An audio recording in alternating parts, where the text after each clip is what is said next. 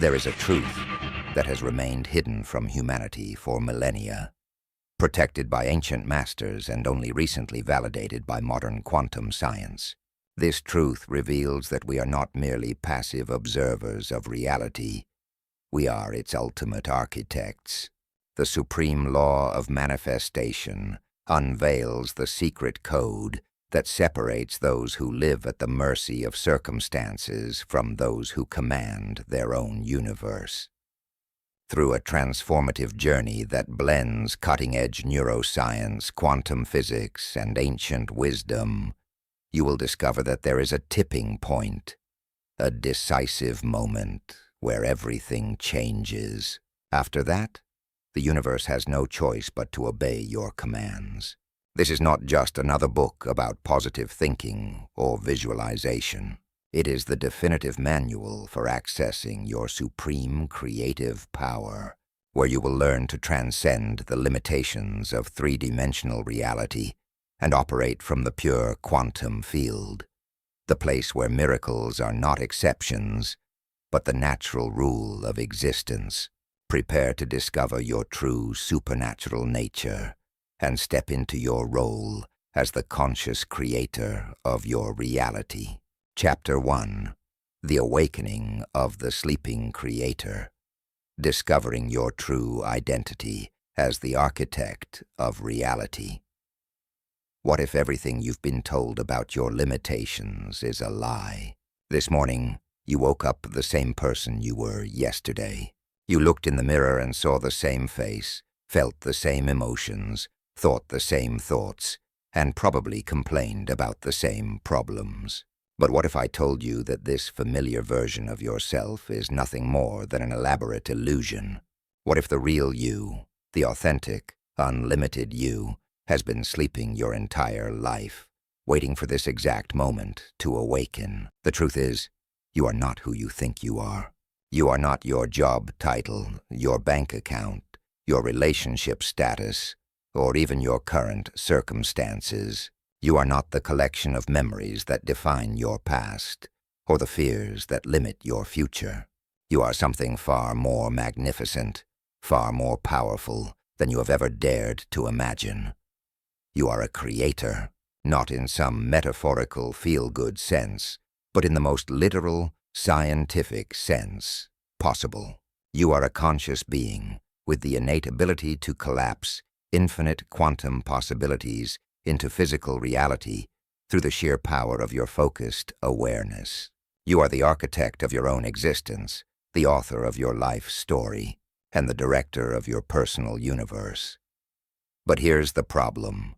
You've been hypnotized into forgetting this truth, the great forgetting.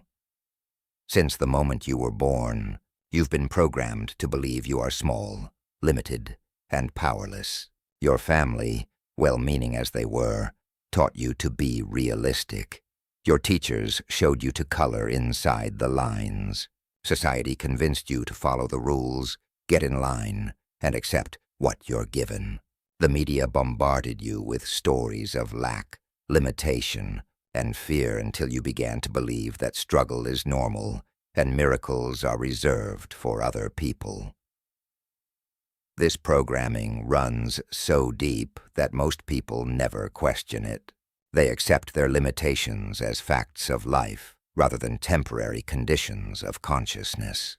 They believe that change is hard, that good things take time, and that you have to work within the constraints of reality to get anywhere in life. But what if reality isn't fixed? What if it's fluid, malleable, and completely responsive to your state of consciousness?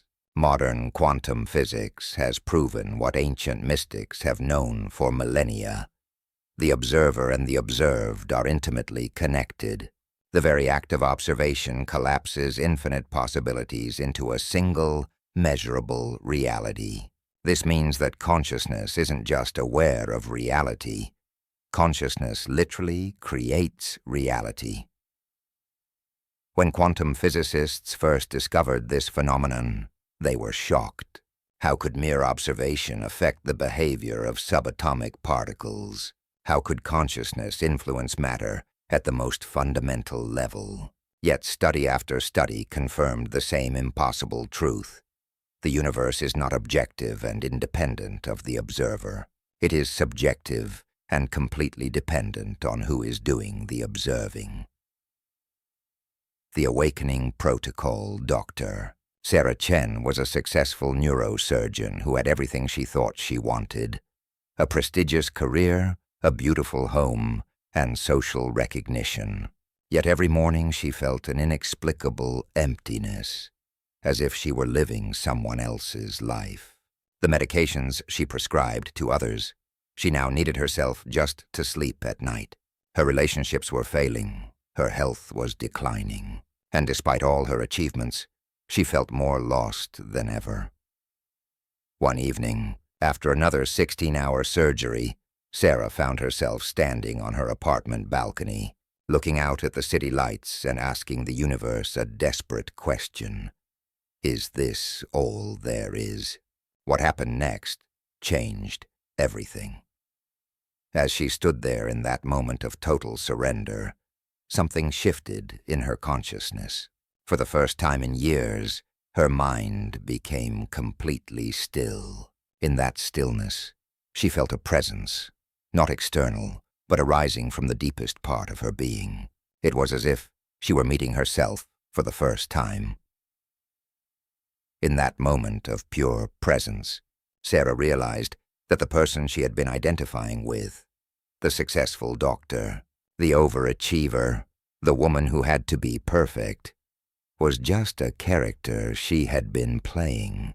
Beneath all those roles and identities was something vast, unlimited, and incredibly powerful. This realization didn't come as a thought, but as a direct knowing that penetrated every cell of her body.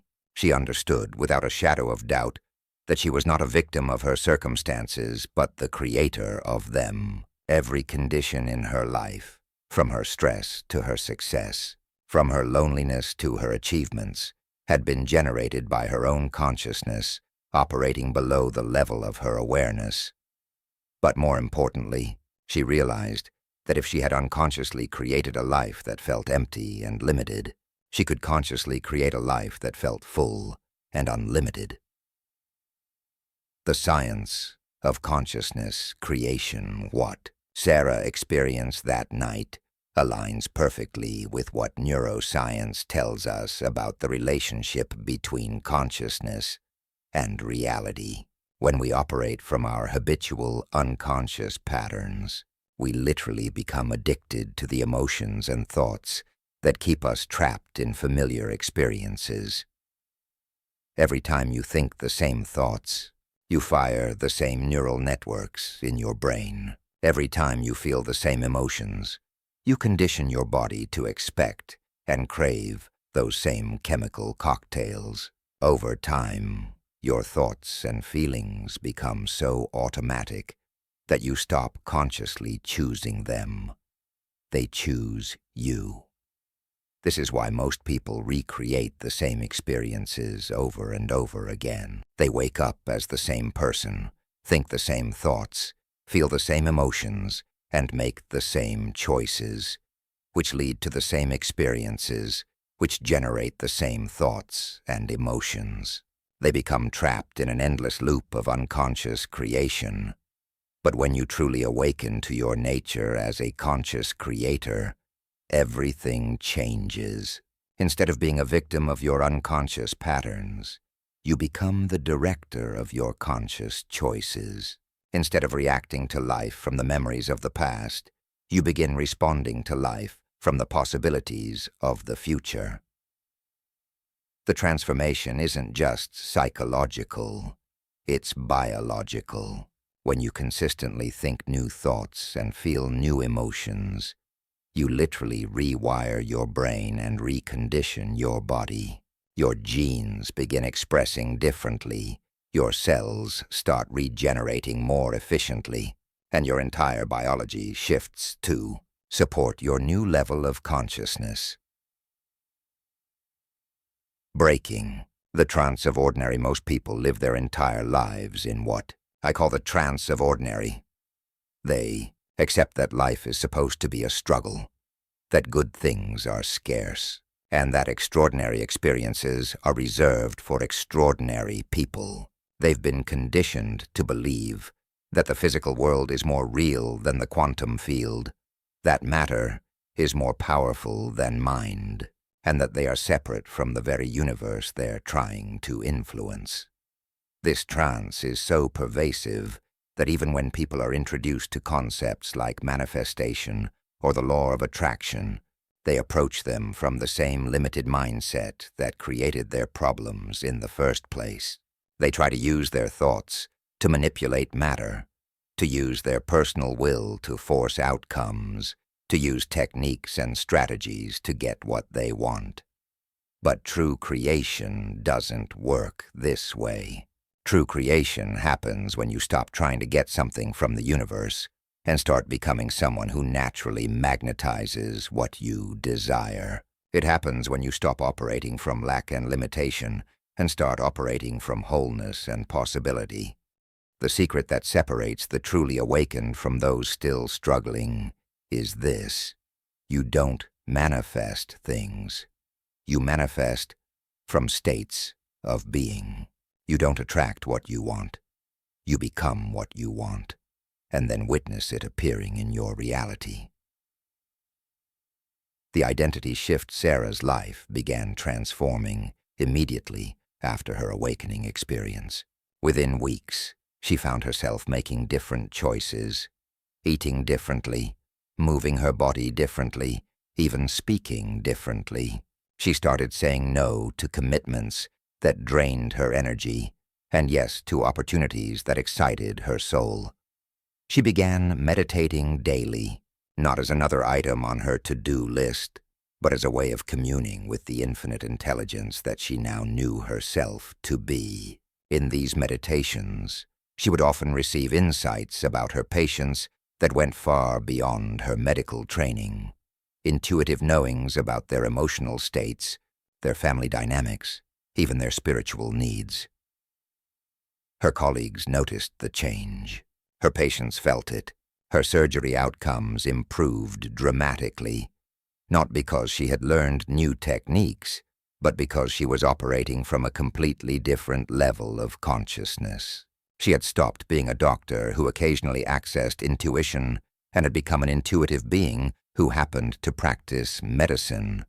Most remarkably, Sarah's outer world began shifting to match her inner transformation. Opportunities appeared that she could never have imagined. She was invited to speak at conferences about consciousness and healing. Research grants became available for projects she had only dreamed about. Even her personal relationships transformed as she began attracting people who resonated with her new level of awareness. Your moment of choice. Right now, as you read these words, you stand at the threshold of your own awakening. You can continue living as you have been, hoping for change, working hard for results, trying to figure out how to fix your problems and improve your circumstances. Or you can step into the truth of who you really are and begin creating from an entirely different paradigm. The choice is yours. But understand this: once you truly awaken to your nature as a conscious creator, there's no going back to unconscious living. Once you taste the freedom of operating from the quantum field of infinite possibility, the old world of limitation and struggle becomes unbearable. You are not here to live a small life. You are not here to settle for less than your dreams. You are not here to accept limitation as permanent or struggle as necessary. You are here to remember that you are a divine being having a human experience, a conscious creator, exploring the boundaries of what's possible through focused intention and elevated emotion.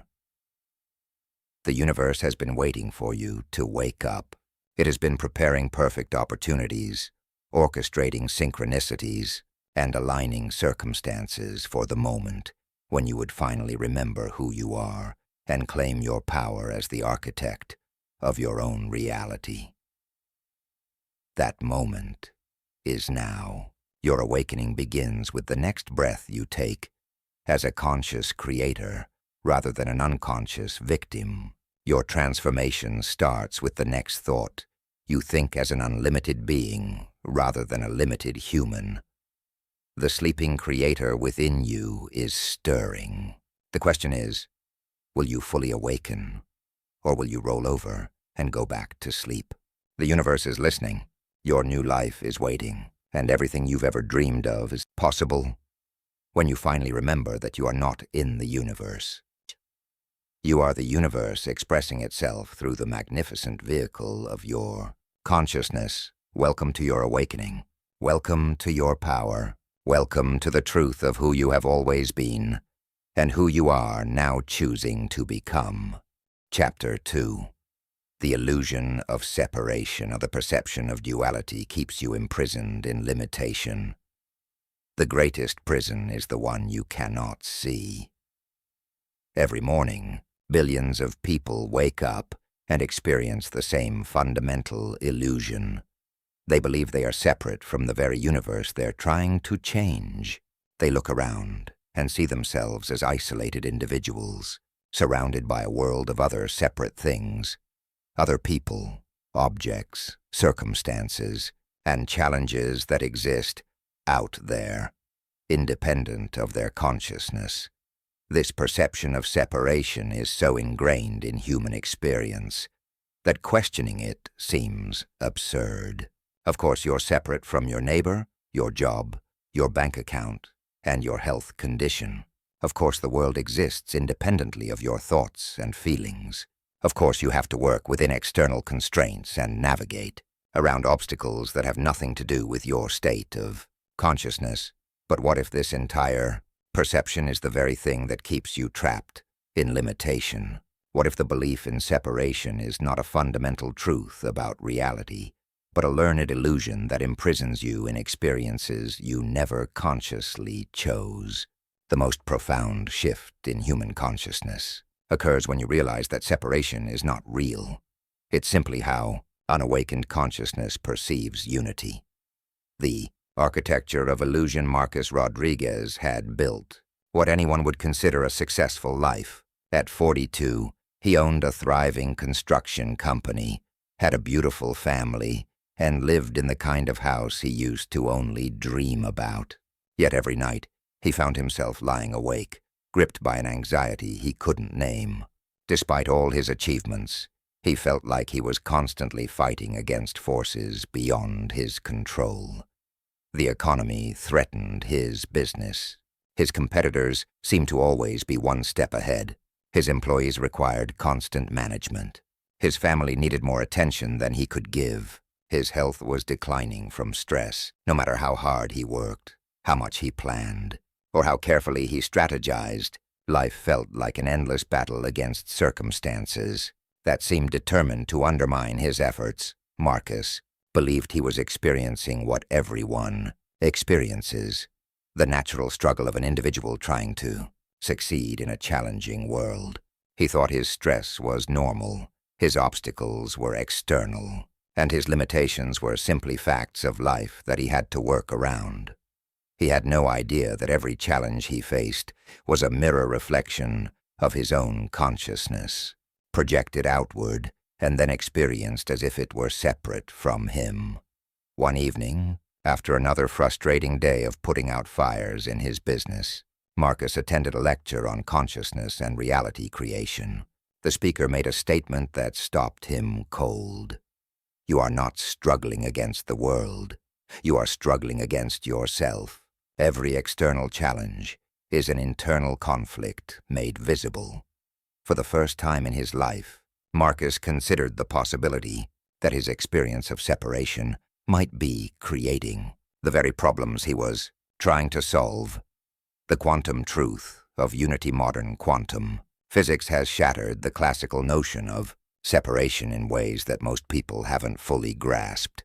At the quantum level, the idea of independent, separate objects simply doesn't exist. Instead, there is one unified field of energy and information, appearing to take countless different forms while remaining fundamentally one. when scientists discovered quantum entanglement.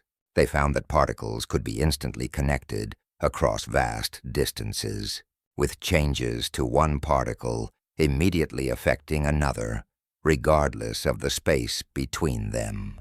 This phenomenon so disturbed Einstein that he called it spooky action at a distance and spent years trying to disprove it. But entanglement isn't an anomaly. It's a window into the true nature of reality. It reveals that at the deepest level, everything is connected to everything else in an invisible web of consciousness that transcends the limitations of space and time. The implications are staggering.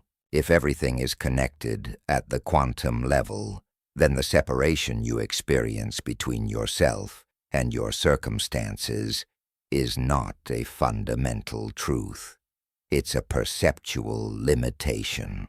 The challenges you face aren't happening to you. They're happening as you, through you, by means of your own consciousness operating below the level of your awareness. The duality trap.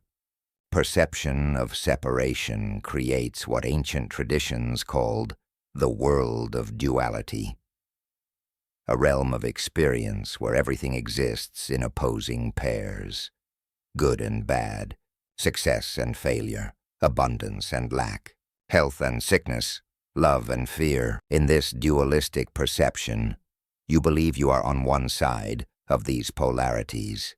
Trying to get to the other side, you want to move from poor to rich, from sick to healthy, from lonely to loved, from fearful to confident. This creates a perpetual state of wanting, striving, and struggling because you believe the thing you desire exists separately from you, out there in the world, requiring external action to obtain. But here's what the awakened masters understood. Duality is not the nature of reality. It's the nature of unawakened perception.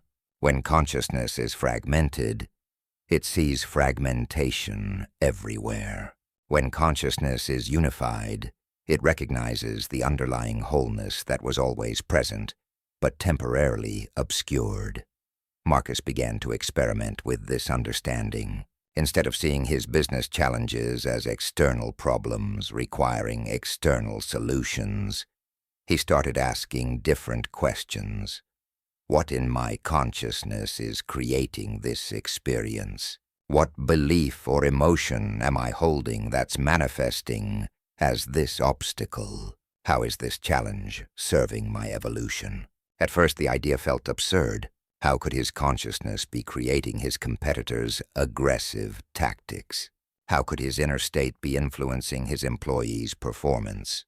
How could his beliefs be affecting the economy?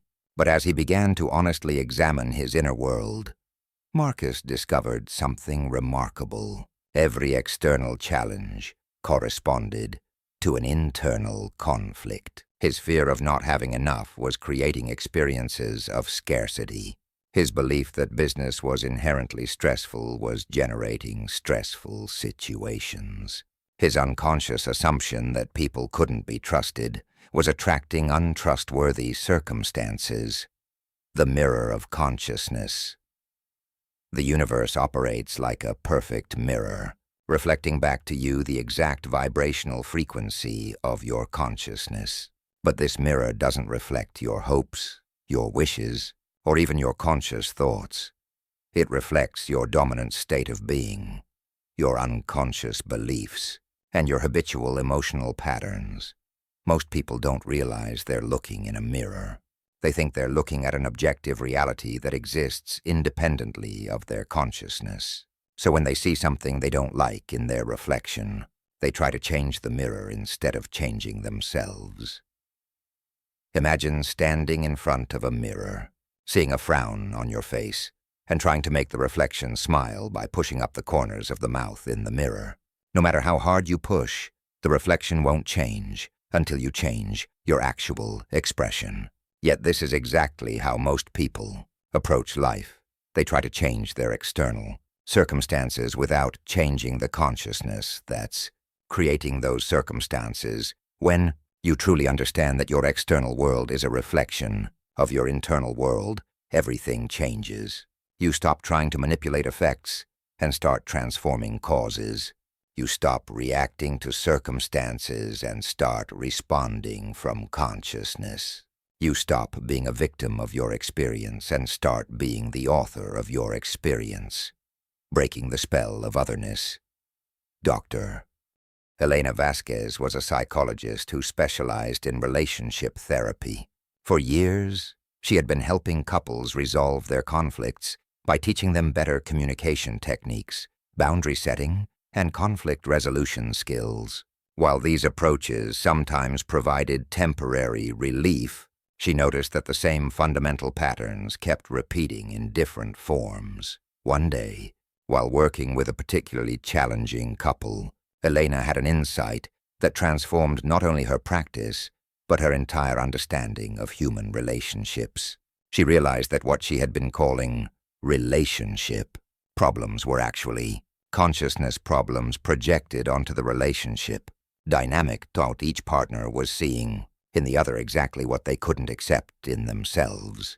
The wife who complained about her husband's anger was suppressing her own rage. The husband who criticized his wife's neediness was denying his own dependency. They weren't having conflicts with each other.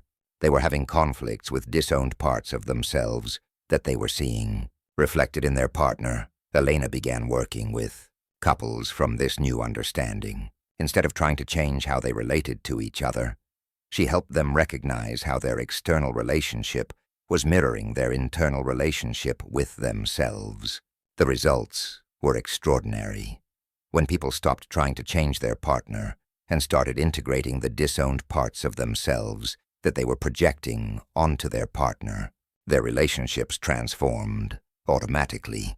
The external conflict dissolved because the internal conflict that was creating it had been resolved.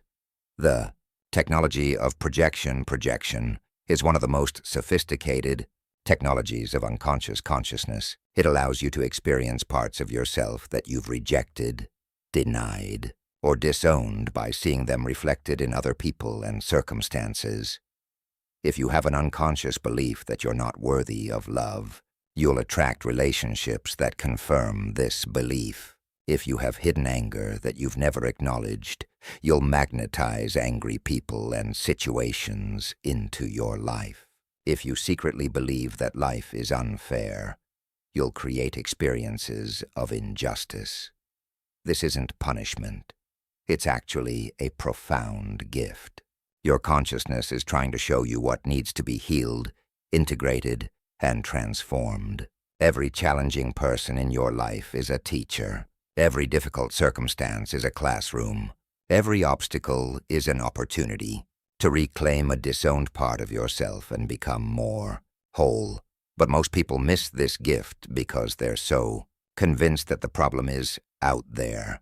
They spend their energy trying to change other people, manipulate circumstances, or escape from situations instead of recognizing that the outer world is simply showing them what's happening in their inner world. The collapse of separation when Marcus fully embraced the understanding that his external challenges were reflections of his internal state. Something miraculous began to happen. Instead of seeing his business problems as separate obstacles to overcome, he started seeing them as feedback about his consciousness. When cash flow became tight, instead of panicking about external economic forces, he examined his internal relationship with money and discovered deep-seated fears about not being enough. When employees became difficult, instead of focusing on their behavior, he looked at his own beliefs about leadership and found hidden assumptions about people being inherently lazy or unreliable. As Marcus began healing these internal conflicts, his external world began shifting automatically. The cash flow issues resolved themselves through unexpected opportunities. The difficult employees either transformed their behavior or naturally moved on to other positions. Competitors who had seemed threatening began approaching him for collaboration. But the most profound change was in Marcus himself. He stopped feeling like he was fighting against life and started feeling like he was dancing with it. The anxiety that had plagued him for years dissolved as he realized he wasn't separate from the forces affecting his life. He was those forces, expressing through the vehicle of his consciousness. The unified field of creation at the deepest level. There is no separation between you and anything you're experiencing. There is no you on one side trying to influence reality on the other side. There is only one unified field of consciousness, temporarily appearing as the experiencer and the experienced, the observer and the observed, the creator and the created. When you operate from this understanding, manifestation becomes effortless because you're no longer trying to get something from outside yourself. You're recognizing that everything you seek is already present within the unified field of your own consciousness. You're not trying to attract abundance. You're recognizing that you are abundance expressing itself through the form of your human experience. This shift from separation to unity is not just philosophical, it's practical. When you stop seeing yourself as separate from your circumstances, you stop creating resistance to your circumstances. When you stop creating resistance, energy flows freely. When energy flows freely, transformation happens naturally. The end of the war. The perception of separation creates a war between what is and what you want, between who you are and who you think you should be, between your current circumstances and your desired outcomes. This war consumes enormous amounts of energy because you're literally fighting against yourself while believing you're fighting against something else. When the illusion of separation collapses, the war ends, not because you've won or lost, but because you realize there was never an enemy to fight. There was only one consciousness, exploring itself through the play of apparent opposites.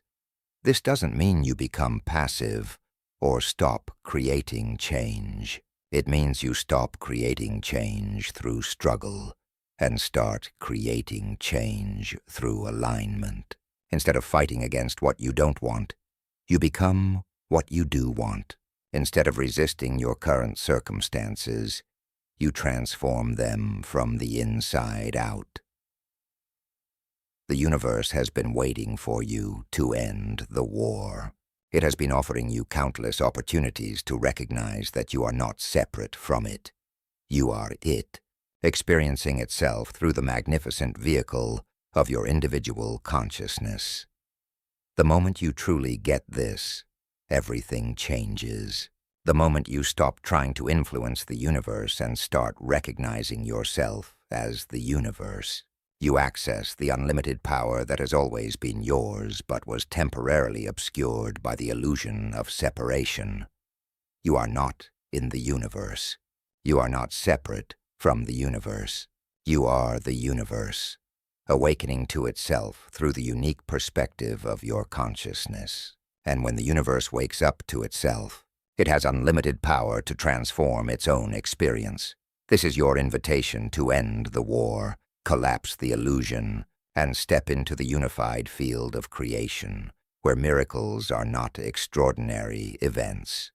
They are the natural expression of consciousness, operating from truth instead of illusion. Chapter 3.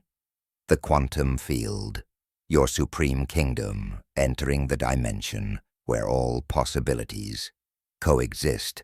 Beyond the world of matter lies a realm where the impossible becomes inevitable.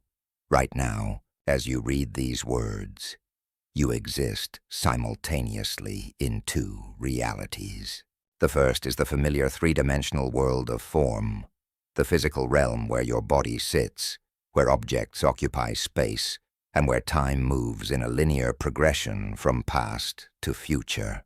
This is the reality your five senses report, the reality your logical mind understands, and the reality where most people spend their entire lives. But there is another reality operating parallel to this physical world, a realm that quantum physicists call the quantum field, mystics call the unified field, and I call your supreme kingdom. This is the domain of infinite possibility, where all potential futures exist simultaneously, where the laws of space and time bend to consciousness, and where what we call miracles are simply natural expressions of how reality actually works. The quantum field is not some mystical concept or theoretical abstraction. It is the most fundamental level of reality, the invisible foundation from which all physical manifestation emerges. It is the realm where your thoughts become things, where your emotions become experiences, and where your consciousness literally orchestrates the dance of matter and energy. Most importantly, it is your birthright domain, the kingdom where you reign supreme as the conscious creator of your reality.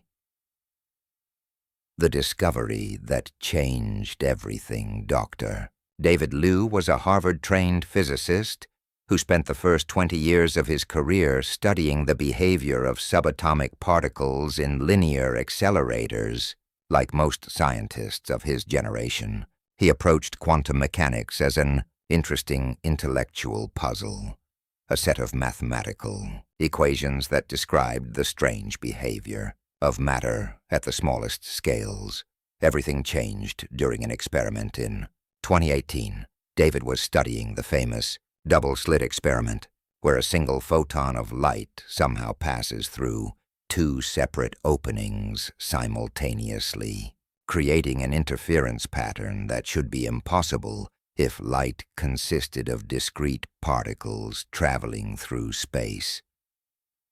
But on this particular day, something unprecedented happened as David focused his attention with unusual intensity on the experimental setup, genuinely curious about the nature of reality itself.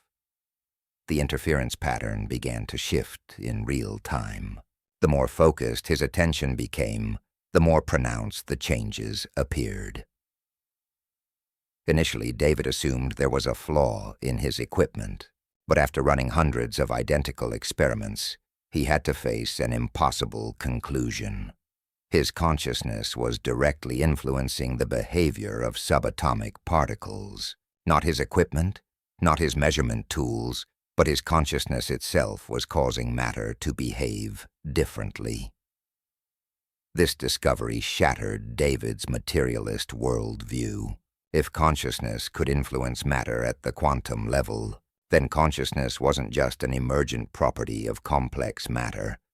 It was the fundamental creative force of the universe itself.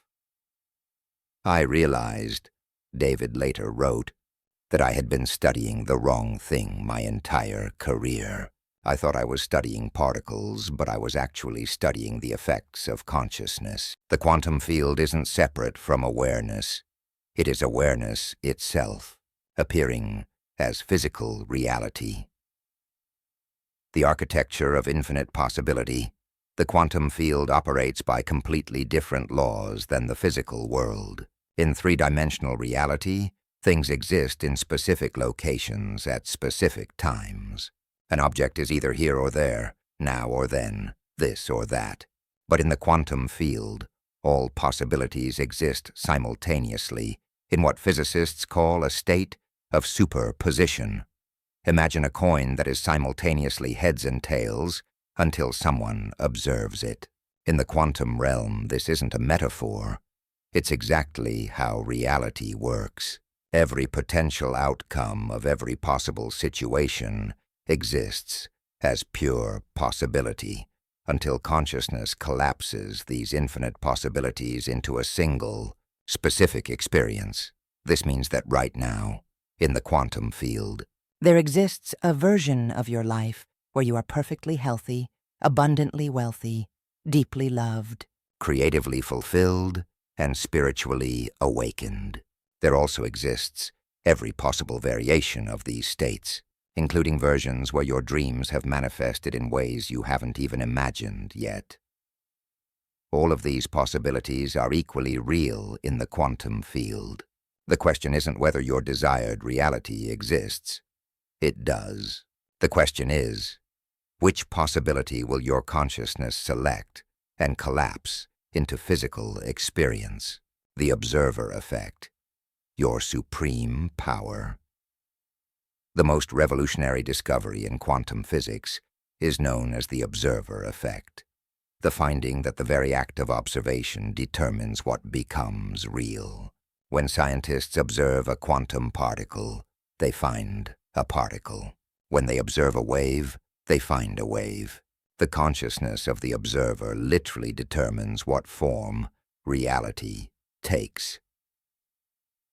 This isn't just true for subatomic particles. It's the fundamental mechanism by which all reality is created. Your consciousness is constantly observing, selecting, and collapsing infinite quantum possibilities into the specific experiences you call your life. But here's what most people don't understand. You're not just observing with your conscious mind. You're observing with your entire being, your beliefs, your emotions, your expectations, your habitual thoughts, and your unconscious patterns. Every aspect of your consciousness is constantly placing its vote in the quantum field, determining which possibilities become your lived experience. Maria Santos discovered this truth in the most unexpected way. As a single mother working 2 jobs to support her family, Maria had accepted that struggle was her destiny. Every month was a battle to pay bills, every week brought new challenges, and every day felt like survival mode. One evening, exhausted and overwhelmed, Maria sat in her small apartment and did something she had never done before. She allowed herself to imagine what life would feel like if money were never a concern. Not thinking about money, not visualizing money, but actually feeling what it would be like to live from a place of complete financial freedom. As she rested in this feeling, something extraordinary happened. Maria felt herself entering a space that seemed to exist outside of time and physical limitations. In this space, she wasn't imagining financial freedom. She was experiencing it. She could feel the relief in her nervous system, the expansion in her chest, the lightness in her entire body that came with knowing that all her needs were always met. When Maria opened her eyes, she was different, not because anything in her external circumstances had changed, but because she had made contact with a version of herself that existed in the quantum field, a version where financial struggle was impossible because abundance was her natural state of being. Within 3 weeks, Maria's external reality began reshaping itself to match this internal shift. An unexpected opportunity arose for a higher-paying position. Her landlord offered to reduce her rent in exchange for managing the property. Her children's school provided scholarship opportunities she had never known existed. But the most remarkable change was in Maria herself. She stopped operating from scarcity consciousness and started operating from abundance consciousness. She had accessed the quantum field version of herself and brought that possibility into physical manifestation. The frequency of creation, everything in the quantum field exists as frequency, vibration, and information. Your thoughts are frequencies. Your emotions are frequencies. Your beliefs are frequencies, and the quantum field responds to these frequencies by materializing experiences that match their vibrational signature. This is why trying to manifest from a place of lack always fails. When you want something because you don't have it, you're broadcasting the frequency of lack, and the quantum field responds by giving you more experiences of not having what you want. True manifestation happens when you learn to broadcast the frequency of already having what you desire, when you feel grateful for something before it appears, when you embody the emotions of your fulfilled dreams, when you think from your desired reality rather than about it. You align with the quantum possibilities that match those elevated states.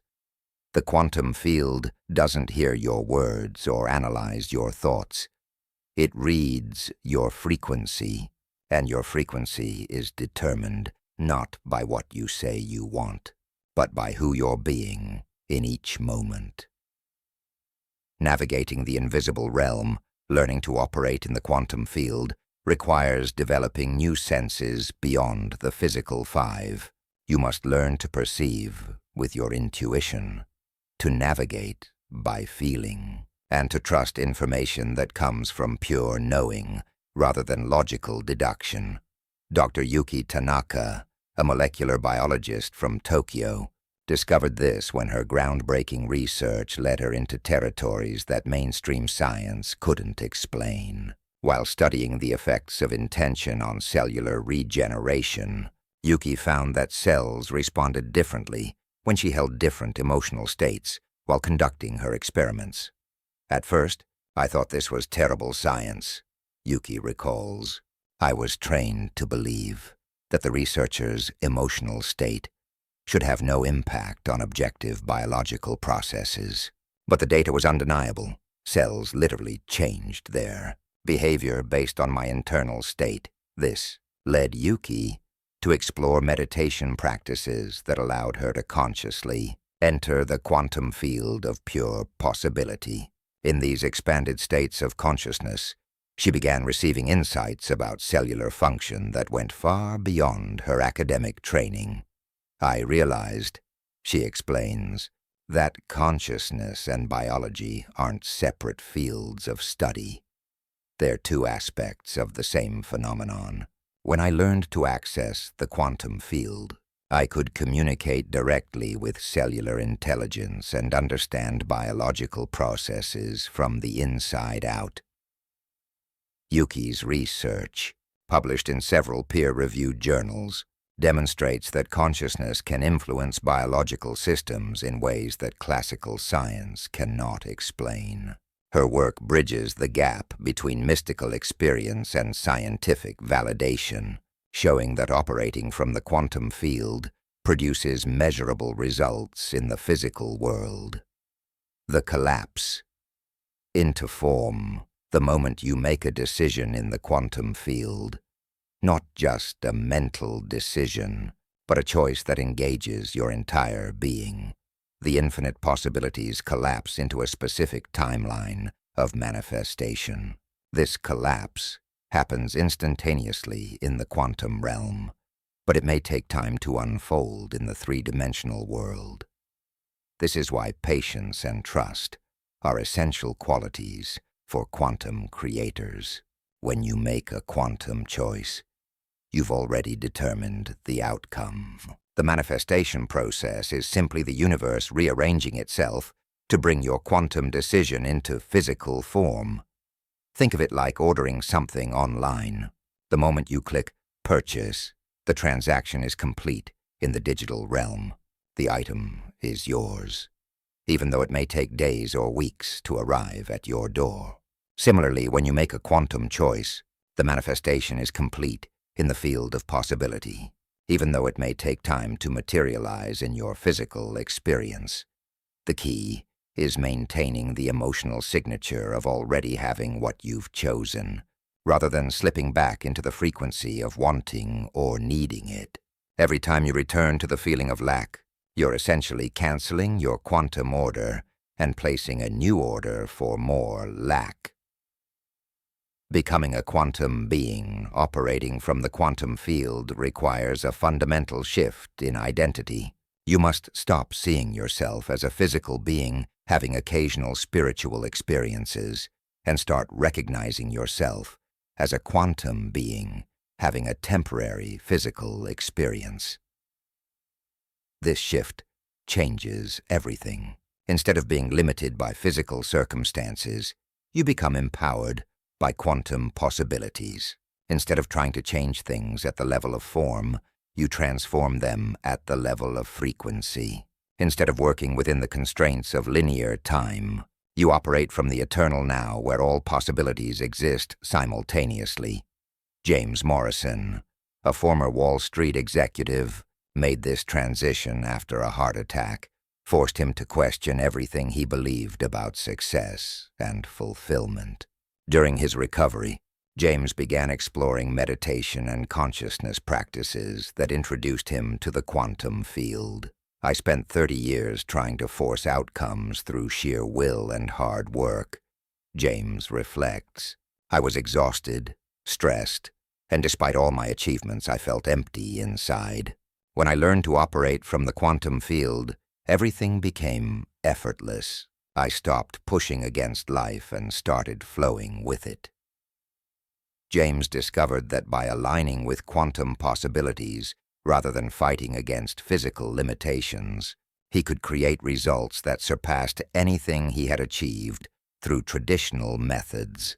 His new business ventures, launched from this quantum awareness, succeeded beyond his previous accomplishments while requiring a fraction of the effort. The supreme kingdom awaits. Quantum field is not a destination you travel to. It's a dimension of consciousness you learn to inhabit. It's not separate from your current reality. It's the invisible foundation that creates your current reality. You don't need special abilities or years of training to access it. You simply need to remember that it's your natural home. Every moment offers you the choice between operating from physical limitations or quantum possibilities. Every breath gives you the opportunity to expand beyond the constraints of form and enter the freedom of the formless. Every decision allows you to collapse infinite possibilities into the specific experience you choose to create. Your supreme kingdom is waiting. In this realm, you are not limited by past experiences or current circumstances. You are not bound by what seems possible or probable. You are not constrained by the opinions of others or the apparent facts of your situation. In the quantum field, you are the sovereign of your own experience, the author of your own story, and the creator of your own reality. You have unlimited access to infinite possibilities, unlimited power to collapse those possibilities into form, and unlimited freedom to choose which version of yourself you will become. The only question remaining is, will you enter your kingdom and claim your throne as the conscious creator of your reality? The quantum field is calling you home. Your supreme kingdom awaits your return, and every possibility you've ever dreamed of is already there, waiting for your consciousness to select it and collapse it into the magnificent reality you came here to create. Chapter 4. The frequency of creation tuning. Your vibration to the universe's generating energy. Everything you desire already exists. You just haven't tuned into its frequency yet. Imagine walking into a room filled with 100 radios, each one tuned to a different station. In this single space, countless songs, conversations, news reports, and frequencies are playing simultaneously. Yet you can only hear the one station that the radio in your hand is tuned to. The other 99 stations aren't absent. They're simply not accessible from your current frequency. This is exactly how the universe works. Every possible version of your life, healthy, wealthy, fulfilled, joyful, abundant, exists right now as a distinct frequency in the quantum field. Your job isn't to create these realities from scratch. Your job is to tune your consciousness to the frequency of the reality you want to experience. But here's where most people get stuck. They try to tune into their desired frequency while continuing to broadcast their current limitations. They want to experience abundance while thinking thoughts of scarcity. They want to manifest love while feeling unworthy. They want to create health while maintaining the emotional patterns that generated illness. The universe doesn't respond to your wishes, your hopes, or even your visualizations. It responds to your frequency, the vibrational signature you're consistently broadcasting through your thoughts, emotions, beliefs, and state of being. The Science of Vibrational Reality. Dr. Hiroshi Motoyama was a biochemist who spent decades studying what he called subtle energy fields around the human body. Using specialized equipment he developed, Dr. Motoyama could measure the electromagnetic frequencies emitted by people in different emotional and mental states. What he discovered revolutionized our understanding of how consciousness interacts with physical reality. Every emotion, every thought pattern, every belief system produces a distinct electromagnetic signature that extends far beyond the boundaries of the physical body. More remarkably, these frequencies directly influence the molecular structure of matter within their range.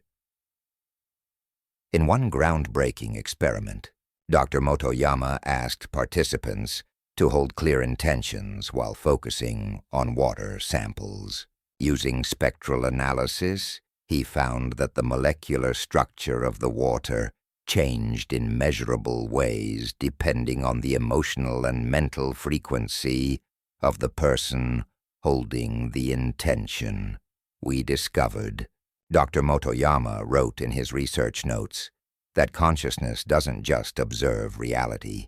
It literally reorganizes matter at the molecular level through vibrational resonance. Every thought you think, every emotion you feel, is constantly restructuring the physical world around you. This research provided scientific validation for what mystics have known for millennia. You live in a vibrational universe, and the frequency you maintain determines what you manifest. The anatomy of frequency. Your personal frequency isn't just one note. It's a complex symphony composed of multiple vibrational layers operating simultaneously. Understanding these layers is crucial because manifestation happens when all aspects of your being align with the same frequency. The first layer is your mental frequency, the vibrational signature of your habitual thoughts. Every thought you think generates a specific electromagnetic pattern. Thoughts of limitation create contractive frequencies. Thoughts of possibility create expansive frequencies. Thoughts of gratitude create harmonious frequencies. Thoughts of fear create chaotic frequencies. The second layer is your emotional frequency, the energetic signature of your feeling states. Emotions are literally energy in motion, and they broadcast powerful signals into the quantum field.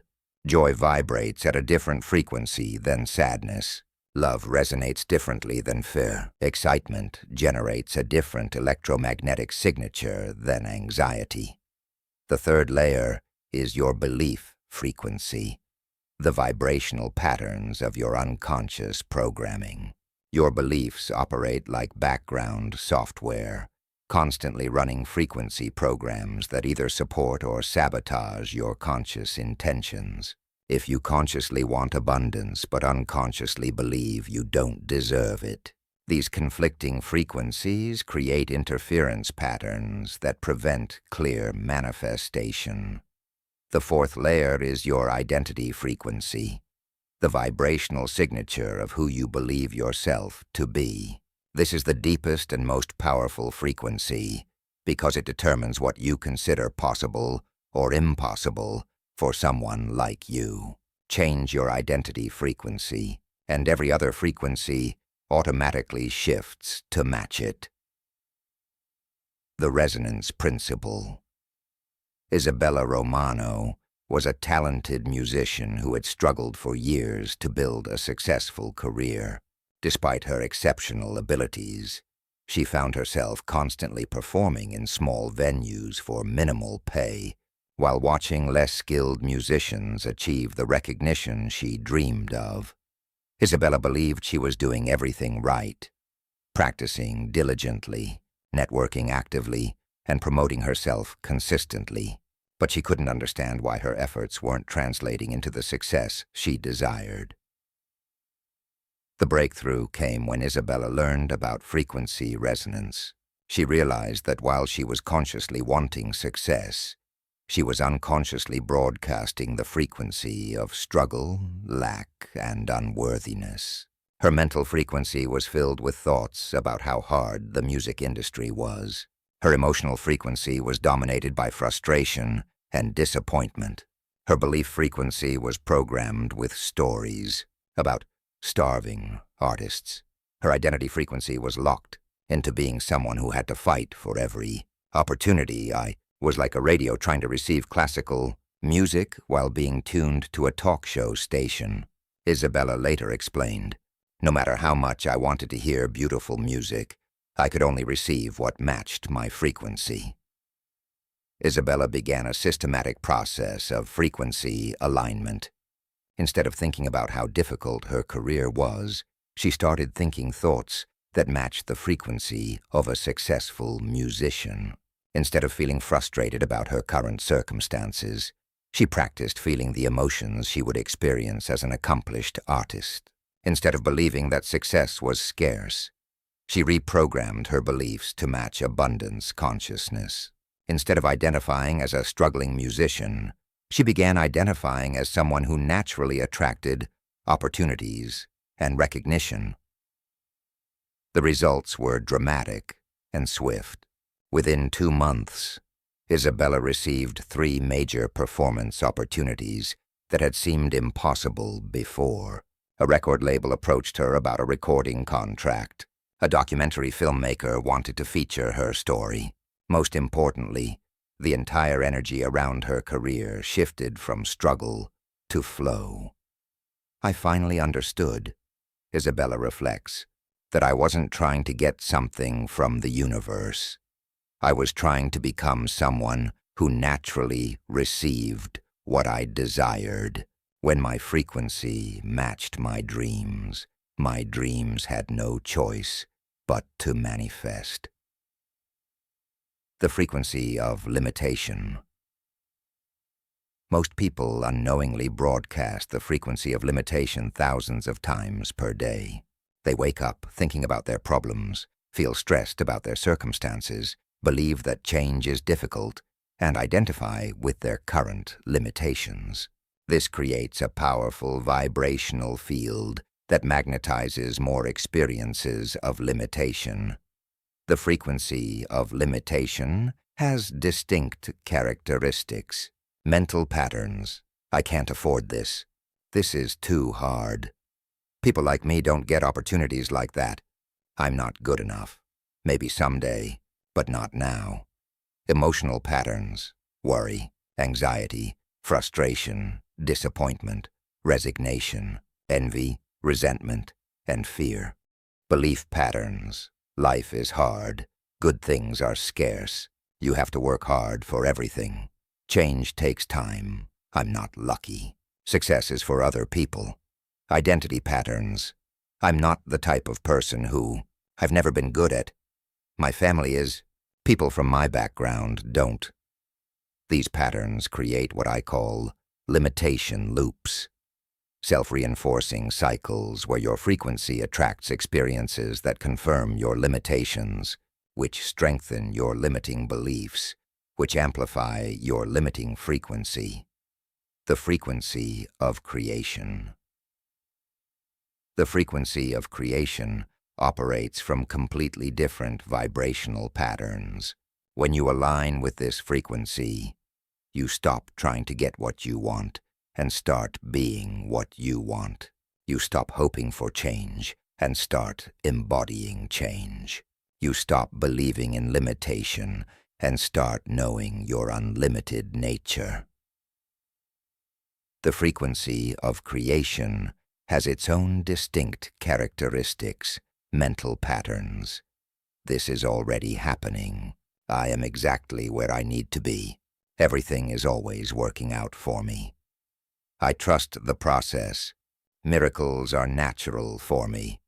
Emotional patterns: gratitude, excitement, wonder, love, joy, peace, confidence, and enthusiasm. Belief patterns: the universe is abundant.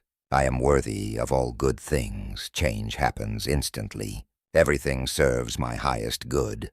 I am supported by life itself. Identity patterns: I am a powerful creator. I am divinely guided. I am limitless potential, expressing in form. I am one with the creative force of the universe. When you consistently broadcast the frequency of creation, the universe has no choice but to respond with creative experiences. You begin attracting opportunities, synchronicities, and circumstances that match your elevated state. Frequency hijackers: there are certain thoughts, emotions, and behaviors that consistently hijack your frequency and pull you back into limitation patterns. Recognizing these frequency hijackers is essential for maintaining your creative vibration. Past-based thinking: every time you think about past failures, past hurts, or past limitations, you're tuning your frequency to more of the same. The past only exists in your memory, but when you give it your attention, you're broadcasting its frequency into your future. Future-based worry: when you worry about potential problems or focus on what might go wrong, you're tuning into the frequency of those unwanted experiences and increasing their probability of manifestation. Comparison consciousness: comparing yourself to others or your current situation to your desired situation creates the frequency of separation and lack. Comparison always implies that something is missing or wrong with your current experience. Problem obsession: the more you focus on problems, analyze problems, or talk about problems, the more you tune into the frequency that creates more problems. Problems exist to redirect your attention, not to consume your energy. Conditional happiness: believing that you'll be happy when something changes puts your frequency in a state of perpetual waiting. Happiness is not a result. It's a choice that creates results. The tuning process. Dr. Sarah Kim was the emergency room physician who had mastered the art of remaining calm and focused during medical crises. But when it came to her personal life, Sarah found herself constantly stressed, overwhelmed, and attracting one challenging situation after another.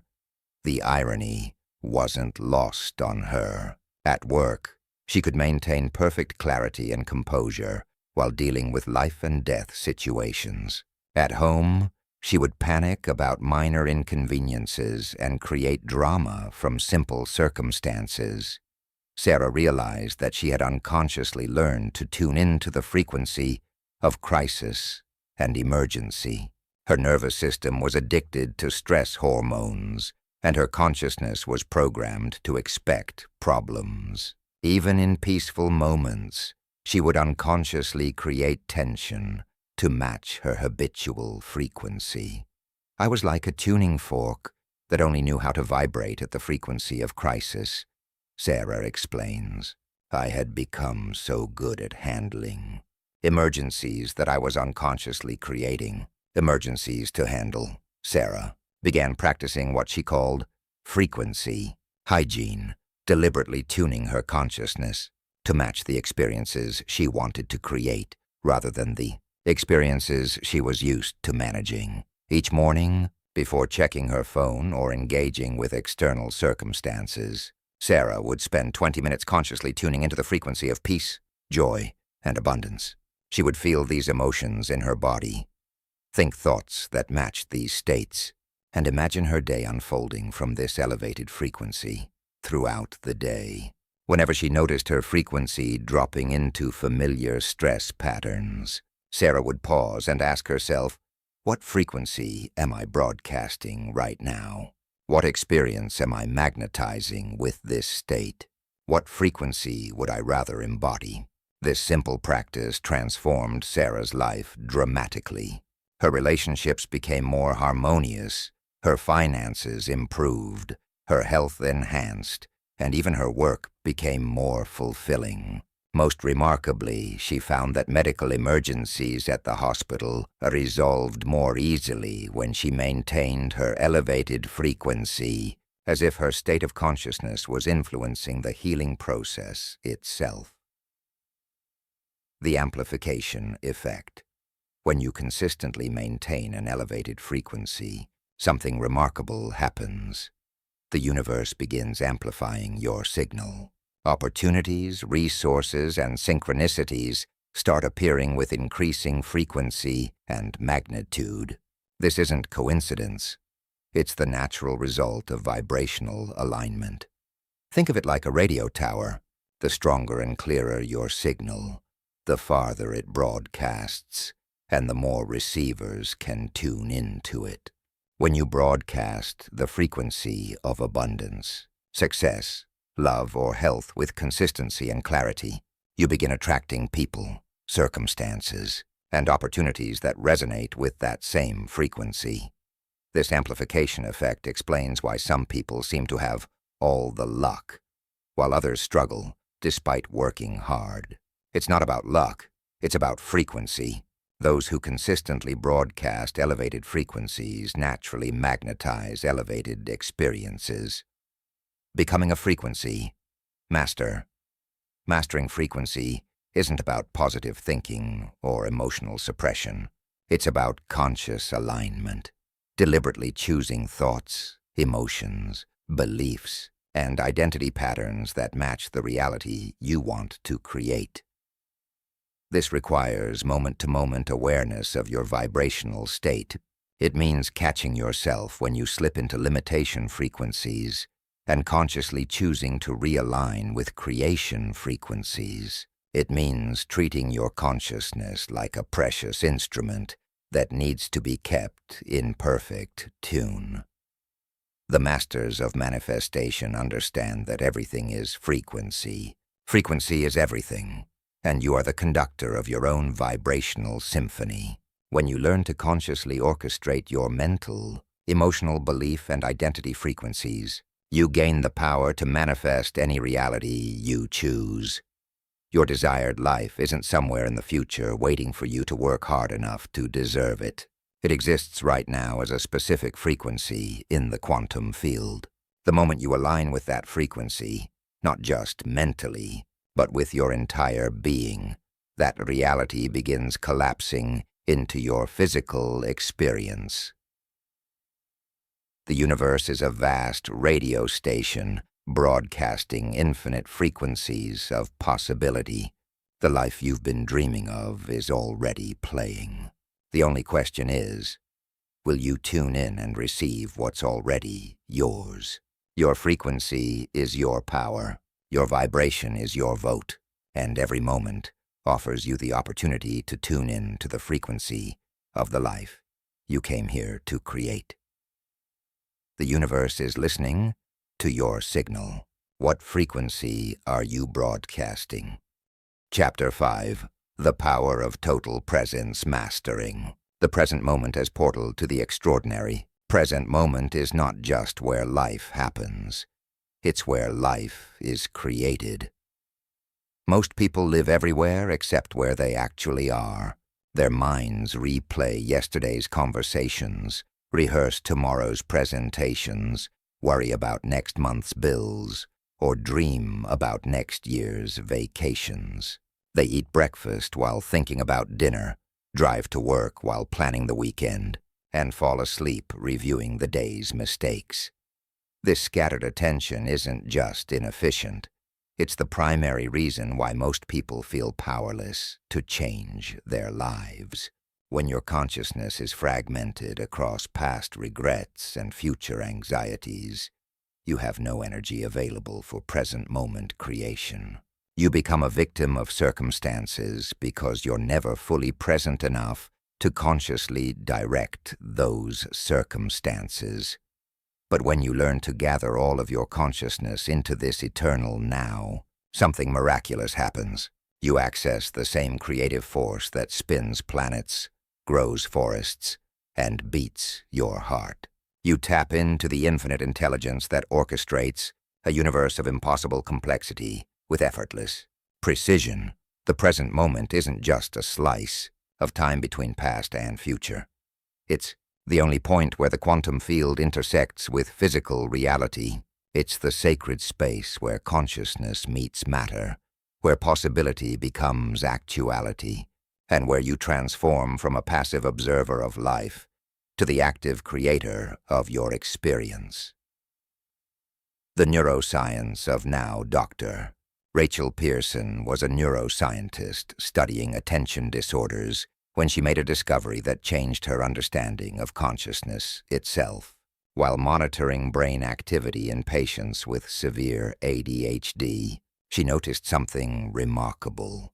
During brief moments when their attention became completely focused on a single point, their brainwave patterns shifted into coherent, synchronized rhythms she had never seen before. Intrigued, Rachel began studying the brain activity of meditation masters, elite athletes during peak performance, and artists in states of creative flow. What she found astonished her.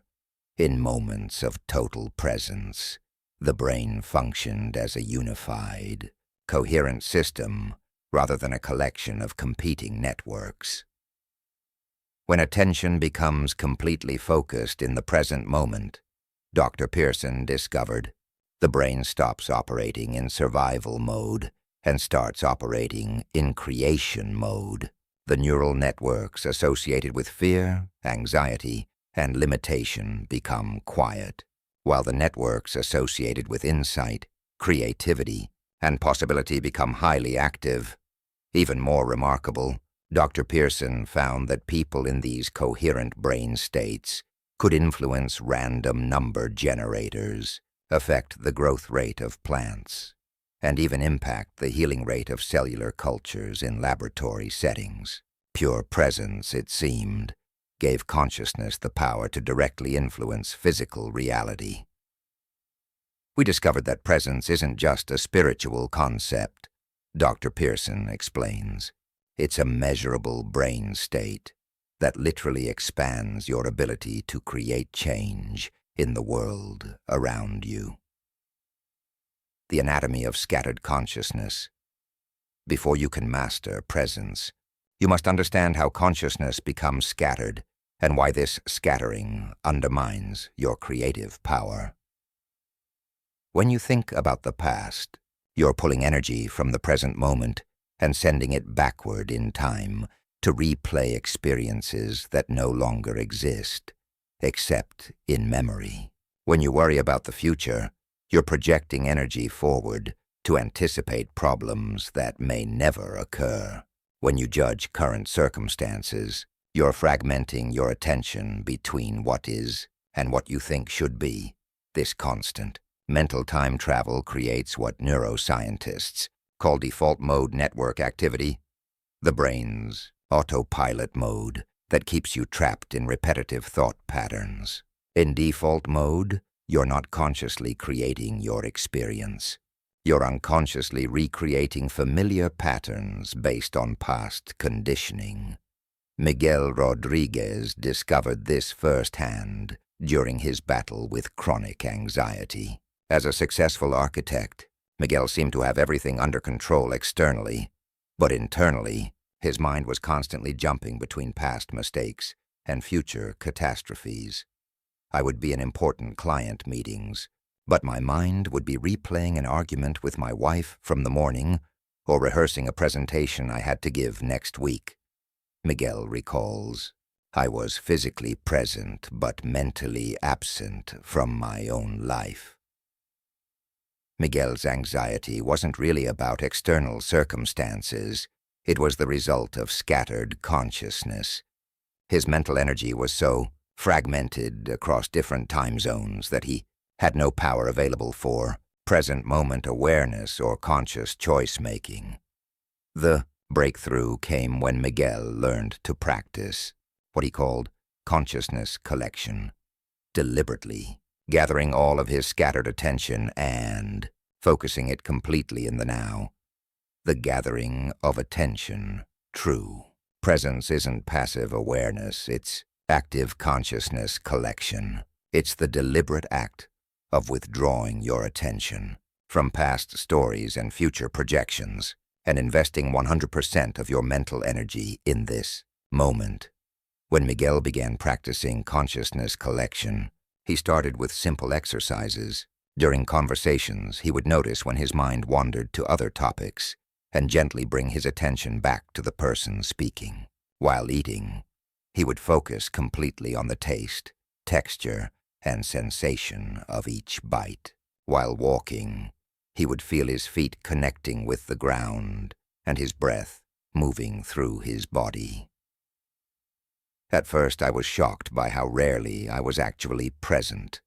Miguel admits, I realized I had been living my entire life on autopilot, missing most of my actual experiences because I was always somewhere else mentally.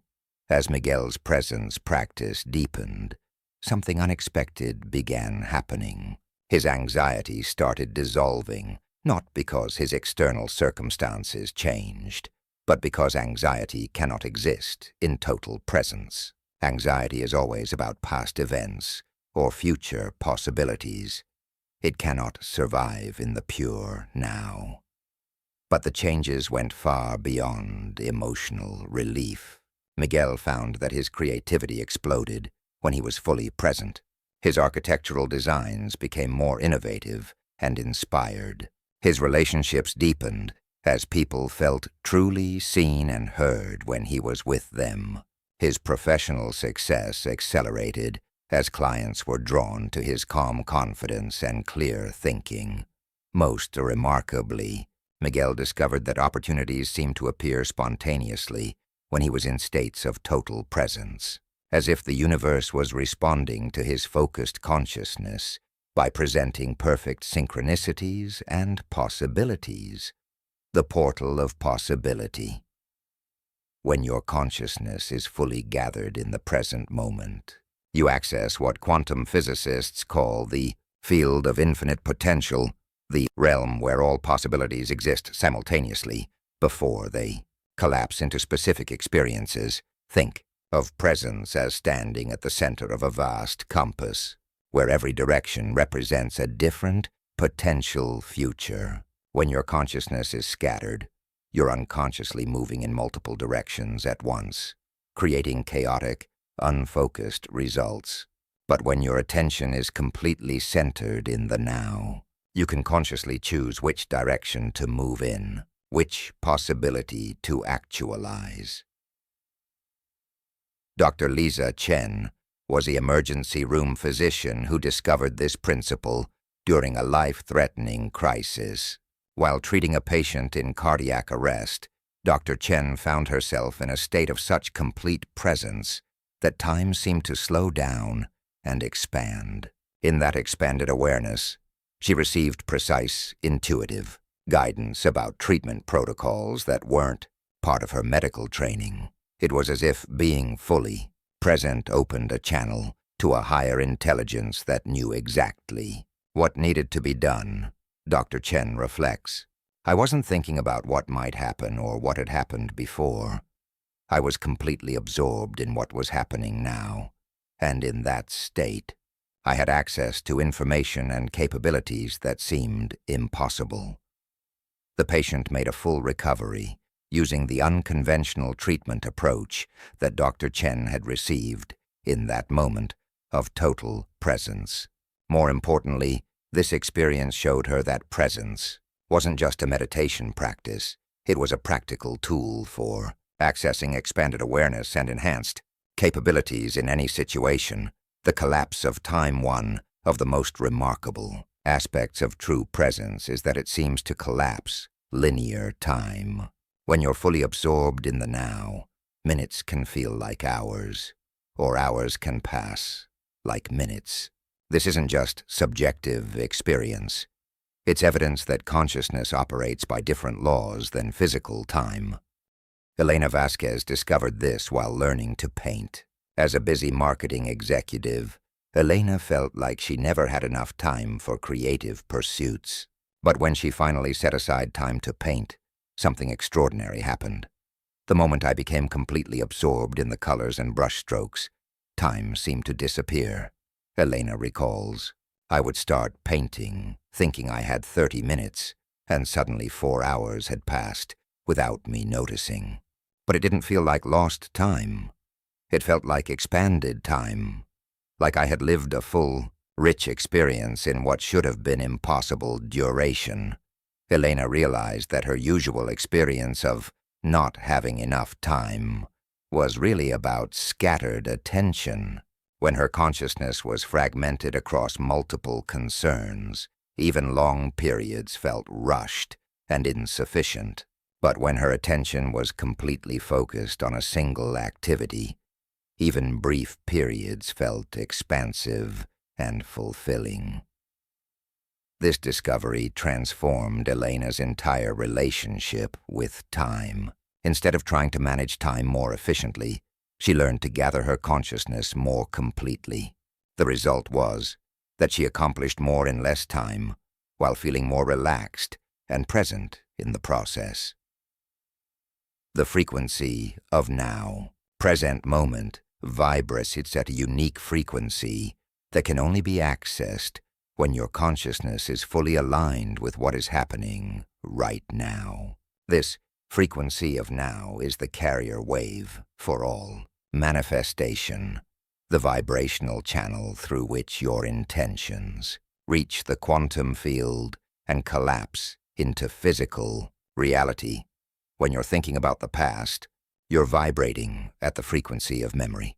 When you're worrying about the future, you're vibrating at the frequency of anticipation. But when you're completely present, you're vibrating at the frequency of pure creation, the same frequency that the universe uses to continuously create new experiences. Dr. James Whitfield was a quantum physicist studying the relationship between consciousness and time when he made a breakthrough discovery. Using sensitive electromagnetic detection equipment, Dr. Whitfield found that people in states of deep presence generated unique electromagnetic signatures that seemed to exist outside of normal space-time constraints. We discovered that presence produces a kind of temporal resonance that allows consciousness to interact directly with quantum probability fields. Dr. Whitfield explains, when someone is truly present, they're not just observing reality, they're participating in its creation at the most fundamental level. This research provided scientific validation for what contemplatives have known for centuries. The present moment is the point of power where consciousness meets creation. The practice of presence mastering presence isn't about achieving a permanent state of meditation like awareness. It's about developing the ability to quickly and completely gather your consciousness whenever you choose to create something new in your life. Here's the fundamental process. Step 1. Recognition. Notice when your attention is scattered across past memories, future concerns, or mental commentary about current circumstances. Step 2. Collection. Deliberately withdraw your consciousness from all mental time travel and bring 100% of your attention to what is happening right now. Step 3. Absorption. Allow yourself to become completely absorbed in present moment experience. The sensations in your body, the rhythm of your breath, the qualities of your immediate environment. Step 4. Creation. From this state of total presence, set intentions, make decisions, or take actions that align with your desired reality. David Kumar, a software engineer turned entrepreneur, used this presence practice to build a multi-million-dollar business from scratch. Instead of spending months planning and worrying about potential challenges, David learned to make all major business decisions from states of complete presence. When I was fully present, the right action always became obvious, David explains.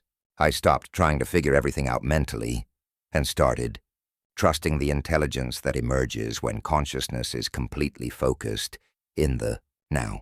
David's business grew rapidly, not because he worked harder than his competitors, but because his decisions were made from a state of expanded awareness that could perceive opportunities and solutions that weren't visible to scattered consciousness.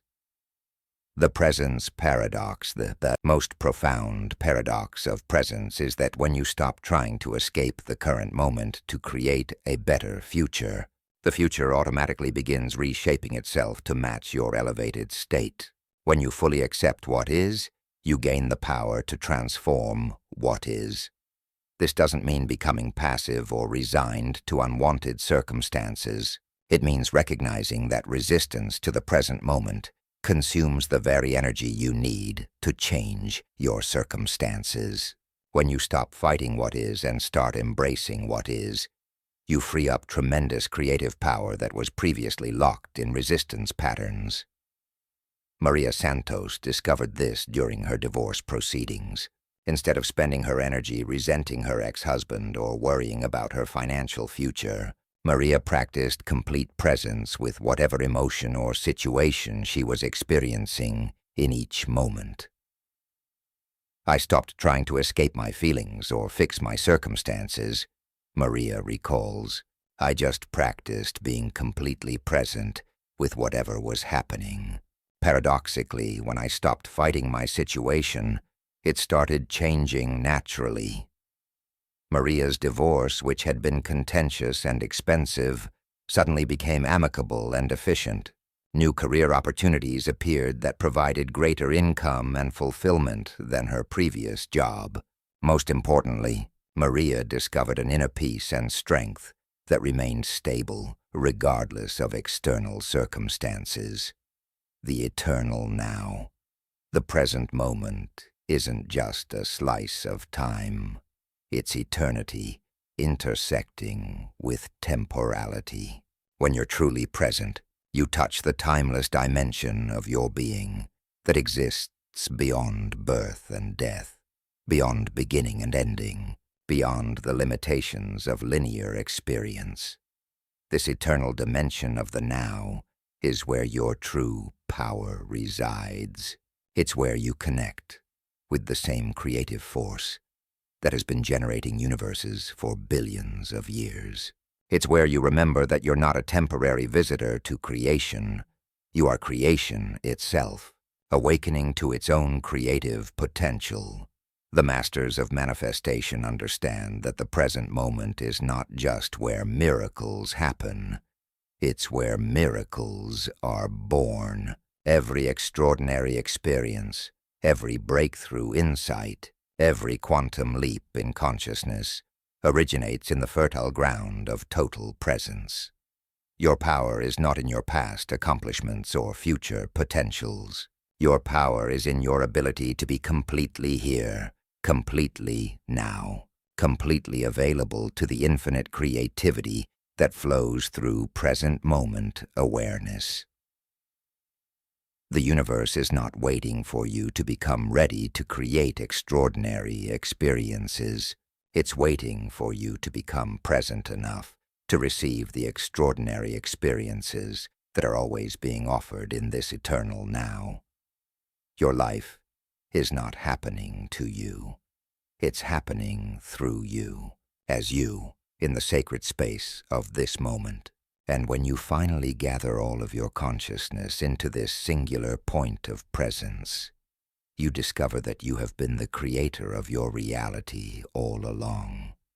The present moment is calling you home. Your power is waiting in the now, and everything you've ever dreamed of creating is possible when you finally arrive completely in the only time that actually exists. This eternal, creative, miraculous now. Chapter 6. Reprogramming the matrix of reality, how to break the limiting patterns that govern your experience. You are living inside a program that you didn't consciously choose. Every day, you wake up and run the same mental software that has been running your life for years, maybe decades. This software contains the beliefs about what's possible for someone like you, the emotional patterns that feel normal to you, the behavioral routines that seem automatic, and the identity structures that define who you think you are. This internal program is so familiar, so seemingly natural, that you mistake it for reality itself. You believe your limitations are facts rather than programming. You assume your emotional patterns are personality traits rather than learned responses. You accept your circumstances as inevitable rather than recognizing them as the external manifestation of your internal code. But what if I told you that this entire program, every belief, every emotional pattern, every limitation, is nothing more than software that can be completely rewritten?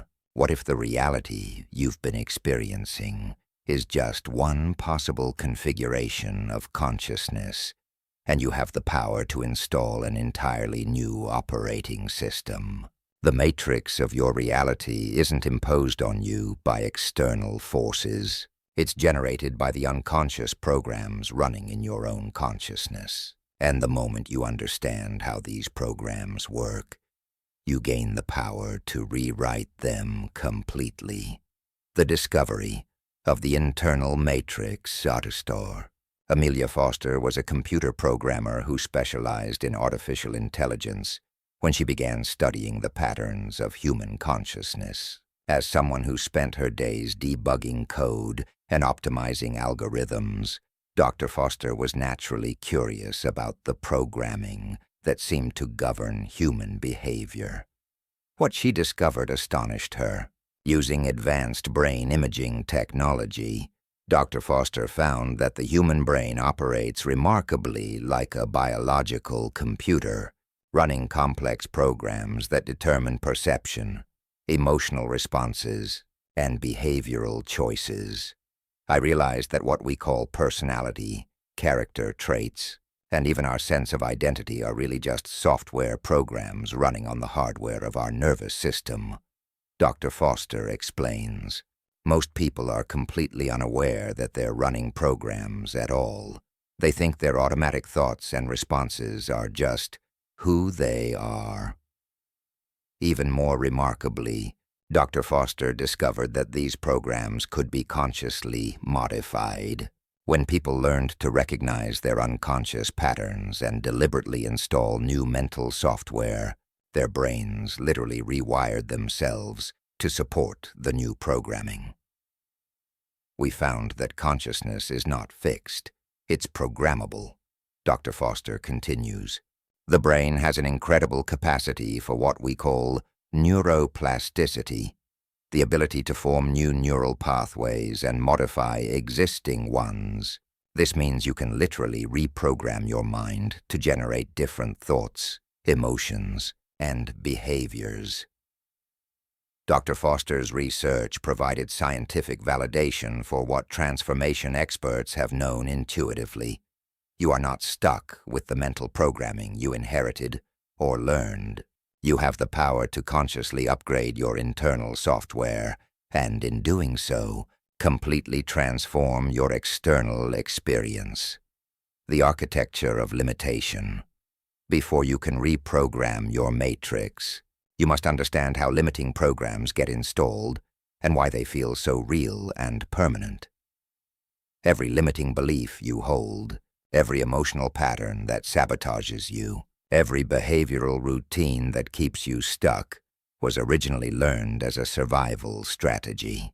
At some point in your past, often in childhood, your consciousness encountered circumstances that seemed threatening, overwhelming, or painful. To protect yourself, your mind created programs designed to help you avoid similar experiences in the future. If you experienced rejection, Your mind might have installed the program. Don't put yourself out there. It's safer to stay small and invisible. If you experienced financial stress in your family, your consciousness might have adopted the program. Money is scarce and causes problems. Wanting too much is selfish. If you experienced criticism or judgment, your psyche might have created the program. Don't make mistakes. Perfection is the only acceptable standard. These programs were brilliant survival strategies for the circumstances that created them. The problem is that your consciousness continues running them long after the original threat has passed, often for decades after they've outlived their usefulness. Marcus Williams discovered this when he realized why he had been sabotaging every business opportunity that came his way. As a highly intelligent and capable consultant, Marcus should have been successful, but somehow every promising venture would fall apart just as it was gaining momentum. Through deep self-examination, Marcus traced this pattern back to a childhood incident when his father had lost the family business and fallen into depression. 8-year-old Marcus had unconsciously concluded that business success was dangerous because it could be lost, causing devastating emotional pain for 30 years. Marcus had been unconsciously running the program. Success is dangerous. It's safer to stay small than risk losing everything.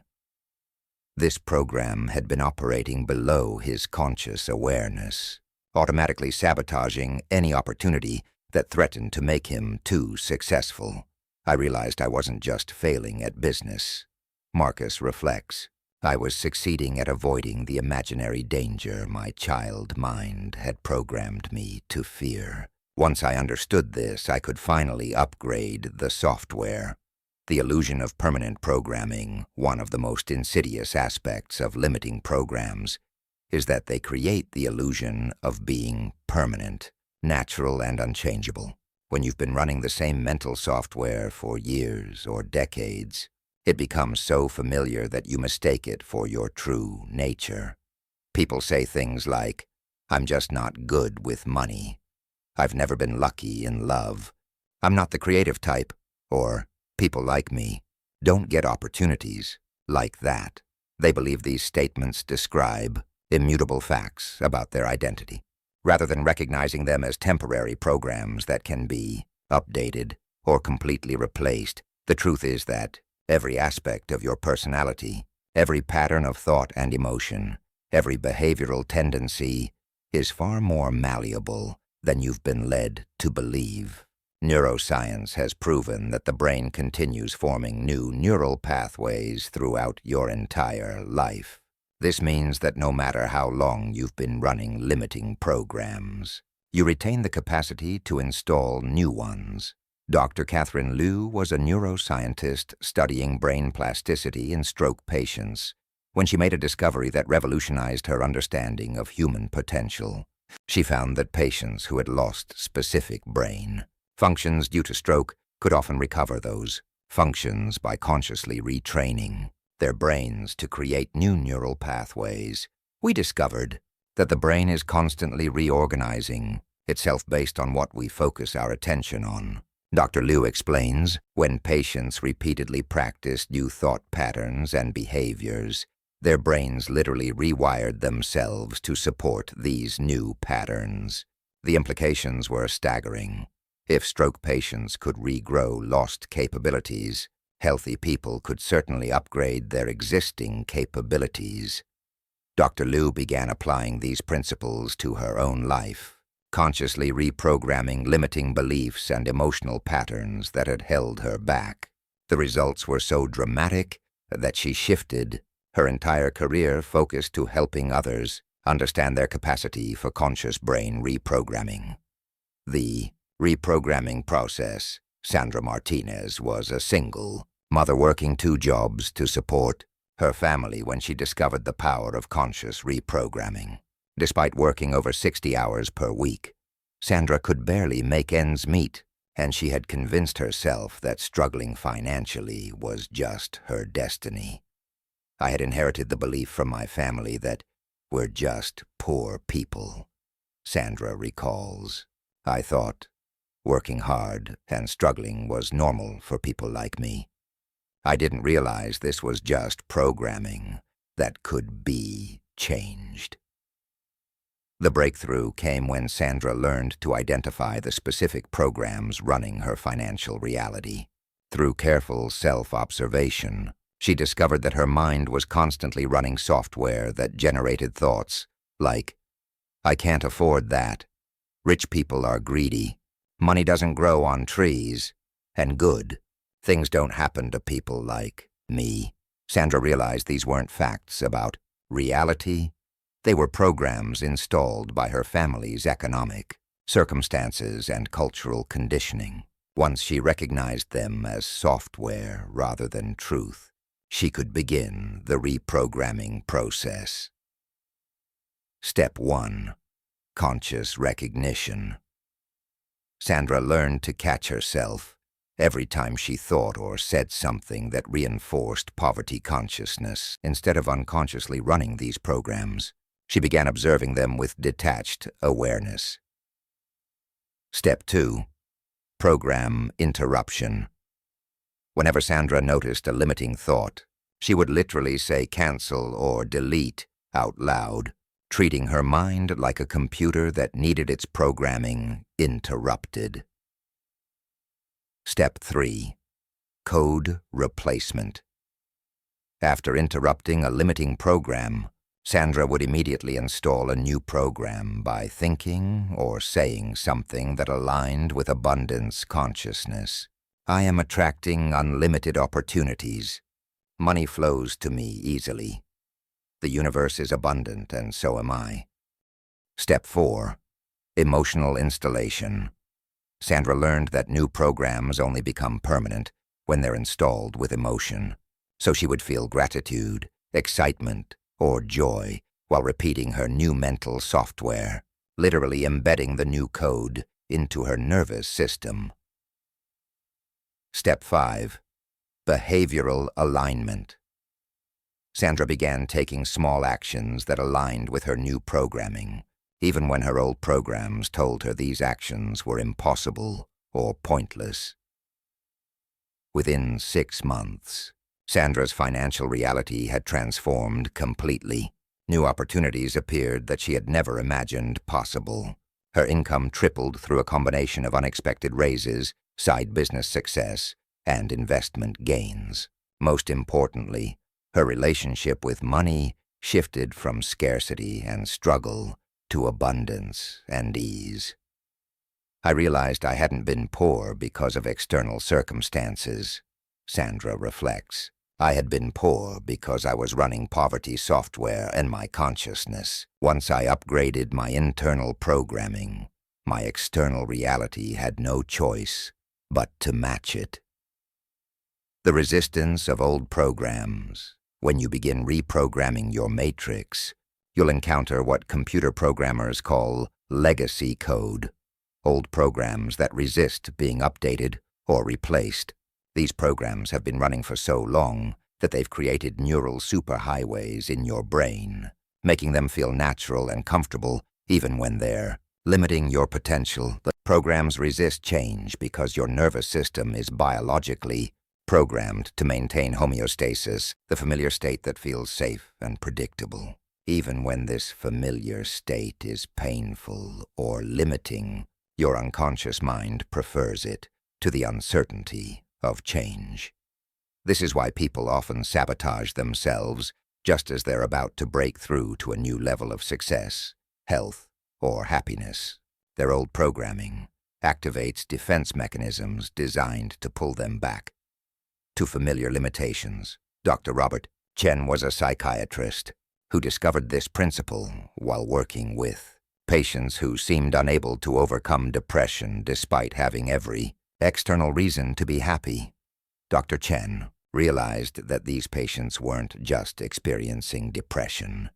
They were unconsciously attached to depression because it had become their familiar identity.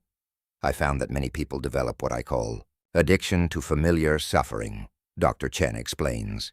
Their depression, anxiety, or limitation becomes so much a part of their identity that letting it go feels like losing themselves.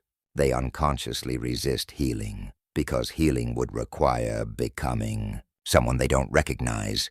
Dr. Chen developed techniques for helping patients consciously identify with their expanded potential rather than their familiar limitations. By gradually introducing new identity programming, patients could release old patterns without feeling like they were losing their sense of self. The Quantum Leap Protocol. Sometimes gradual reprogramming isn't enough.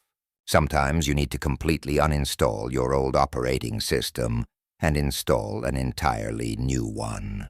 This is what I call the Quantum Leap Protocol, a process of rapid, comprehensive consciousness transformation that allows you to literally become a different person overnight. Jessica Park was a marketing executive who felt trapped in a career that drained her soul but provided financial security. For years, Jessica had been running programs like "Creative careers don't pay well. I'm too old to start over. I should be grateful for what I have. And following your passion is irresponsible." These programs kept Jessica locked in a life that felt like a prison, but they also felt too real and logical to question. The breakthrough came when Jessica realized she could treat her entire identity as software that could be completely replaced. Instead of trying to gradually modify her existing programs, Jessica decided to perform what she called a complete system restore. She spent an intensive weekend consciously designing the mental software for the person she wanted to become. Someone who was creative, abundant, free, and aligned with her true purpose.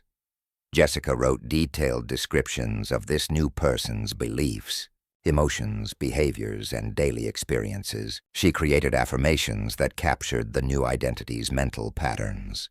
She practiced feeling the emotions this new person would feel.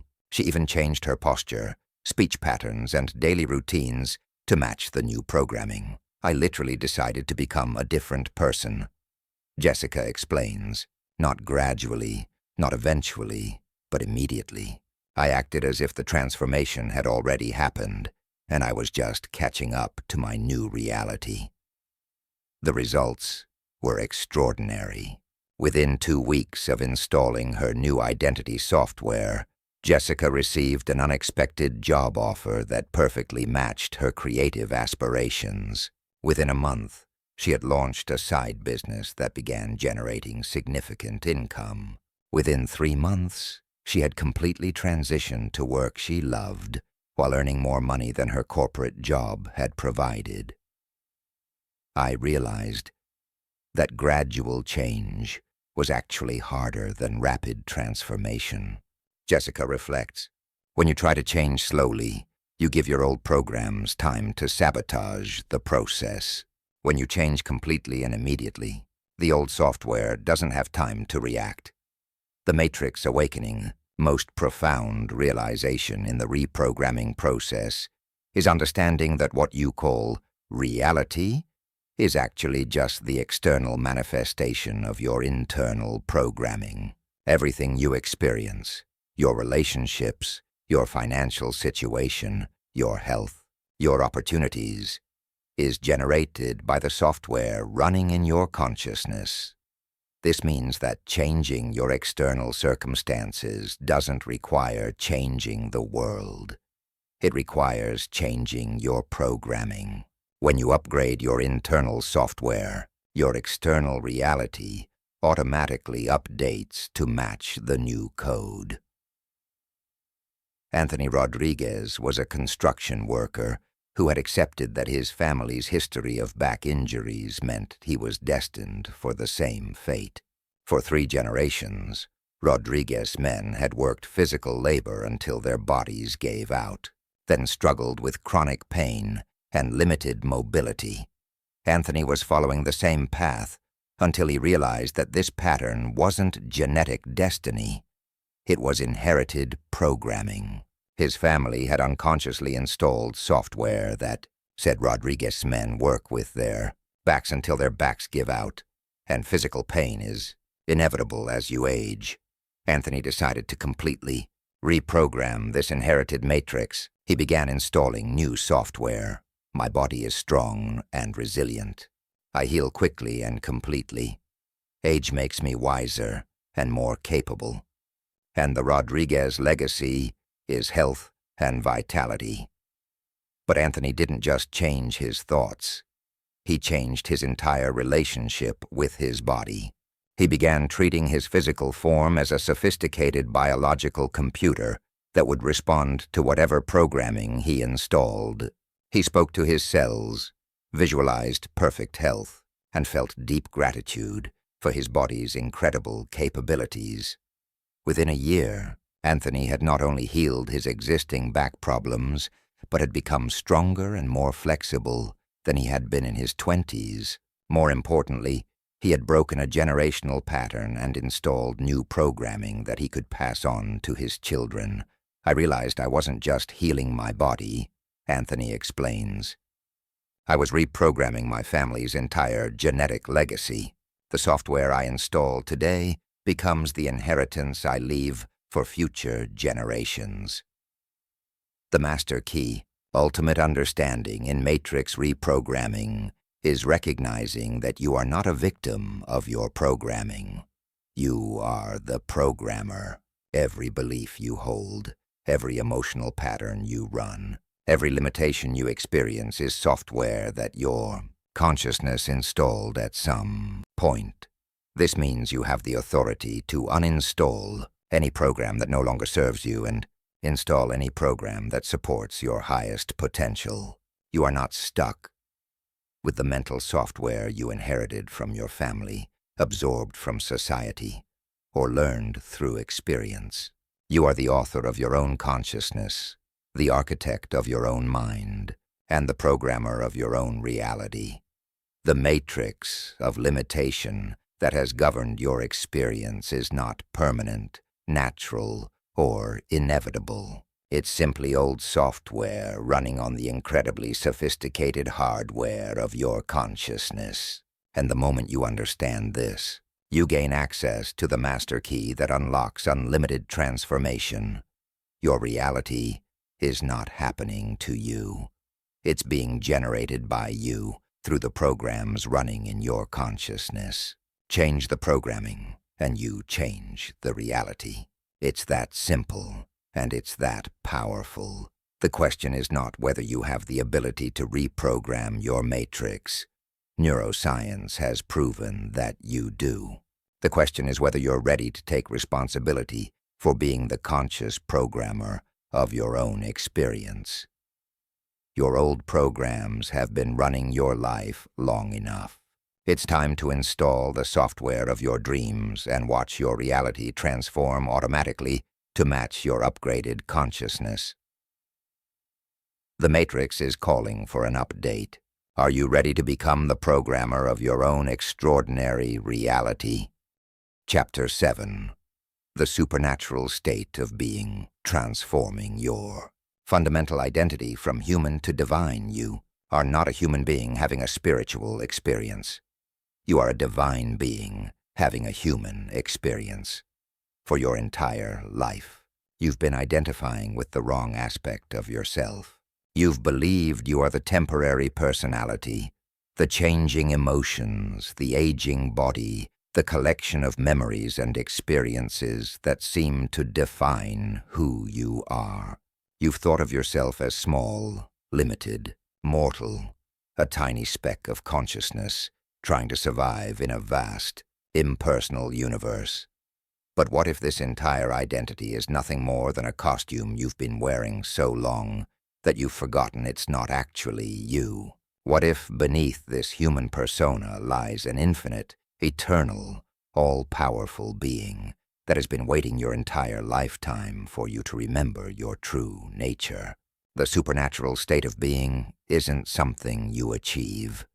It's something you are. It's not a temporary experience you have during meditation or moments of inspiration. It's your fundamental nature that has been temporarily obscured by the illusion of human limitation. When you finally stop identifying with the character you've been playing and start identifying with the consciousness that's been playing the character, everything changes. You don't just gain new abilities. You remember abilities that were always yours. You don't just access higher dimensions. You recognize that you are the higher dimension expressing itself through the vehicle of human experience. The Great Masquerade. Dr. Elena Kowalski was a quantum physicist studying consciousness when she had an experience that shattered her scientific worldview and revealed the truth about human identity. During a particularly deep meditation, following a grueling research session, Dr. Kowalski felt her sense of individual selfhood begin to dissolve. At first I panicked, Dr. Kowalski recalls.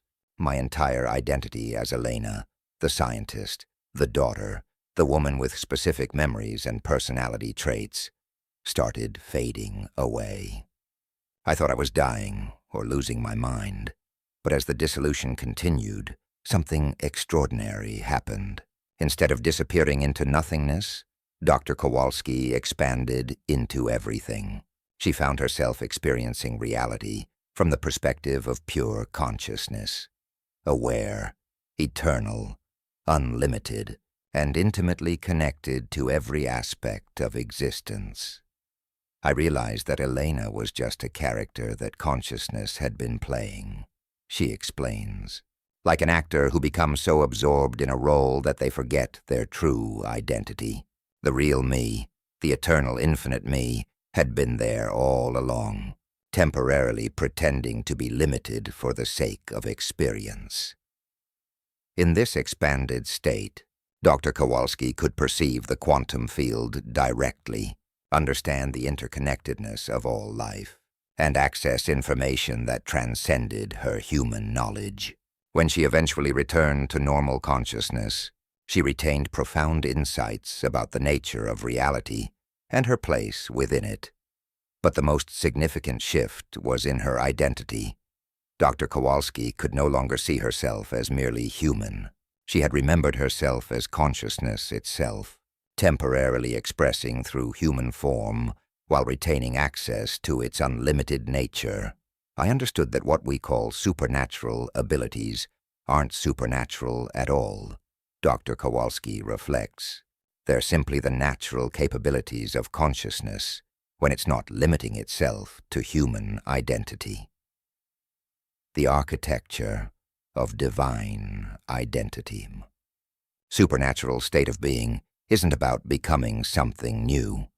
It's about remembering something ancient. It's about peeling away the layers of conditioned identity that have accumulated over your lifetime and rediscovering the infinite being that you've always been beneath the human costume. This process requires understanding the difference between your personality self and your divine self. Your personality self is the collection of thoughts, emotions, memories, preferences, and behavioral patterns that make you feel unique and separate. This is the you that was born at a specific time, in a specific place, to specific parents, and will eventually die. Your divine self is the eternal consciousness that existed before your birth, will continue after your death, and is currently animating your human experience. This is the aspect of yourself that is connected to all life, has access to infinite intelligence, and possesses capabilities that transcend physical limitations. Most people spend their entire lives completely identified with their personality self, while remaining unconscious of their divine self. They believe they are the character in the story, rather than the author of the story. They think they are the wave, rather than the ocean that creates the wave. Marcus Thompson discovered this distinction during a near-death experience, following a heart attack at age 48. As His physical body lay unconscious in the hospital. Marcus found himself observing the scene from a perspective that clearly wasn't his body or brain. I was watching the doctors work on my body, but I wasn't in my body, Marcus recalls. I was pure awareness, completely alert and conscious, but without any of the limitations I had always associated with being Marcus. I had no weight, no age, no physical constraints, just unlimited awareness. In this state, Marcus could perceive things that should have been impossible for an unconscious patient to know. He observed conversations happening in other parts of the hospital, saw family members traveling to visit him, and even perceived events that were occurring simultaneously around the world. I realized that what I had always thought of as me, Marcus the businessman, the father, the man with specific opinions and limitations, was just a tiny fragment of what I actually am, Marcus explains. The real me was infinite, eternal, and connected to everything. When Marcus returned to his body, he brought with him the unshakable knowing that his true identity transcended human limitations. This shift transformed every aspect of his life, from his relationships to his career to his daily experience of reality. The activation process, transitioning from human identity to divine identity, requires what I call consciousness activation, a deliberate process of disidentifying from your personality self and identifying with your divine self. This isn't about rejecting your humanity, but about recognizing that your humanity is an expression of your divinity, rather than a limitation of it.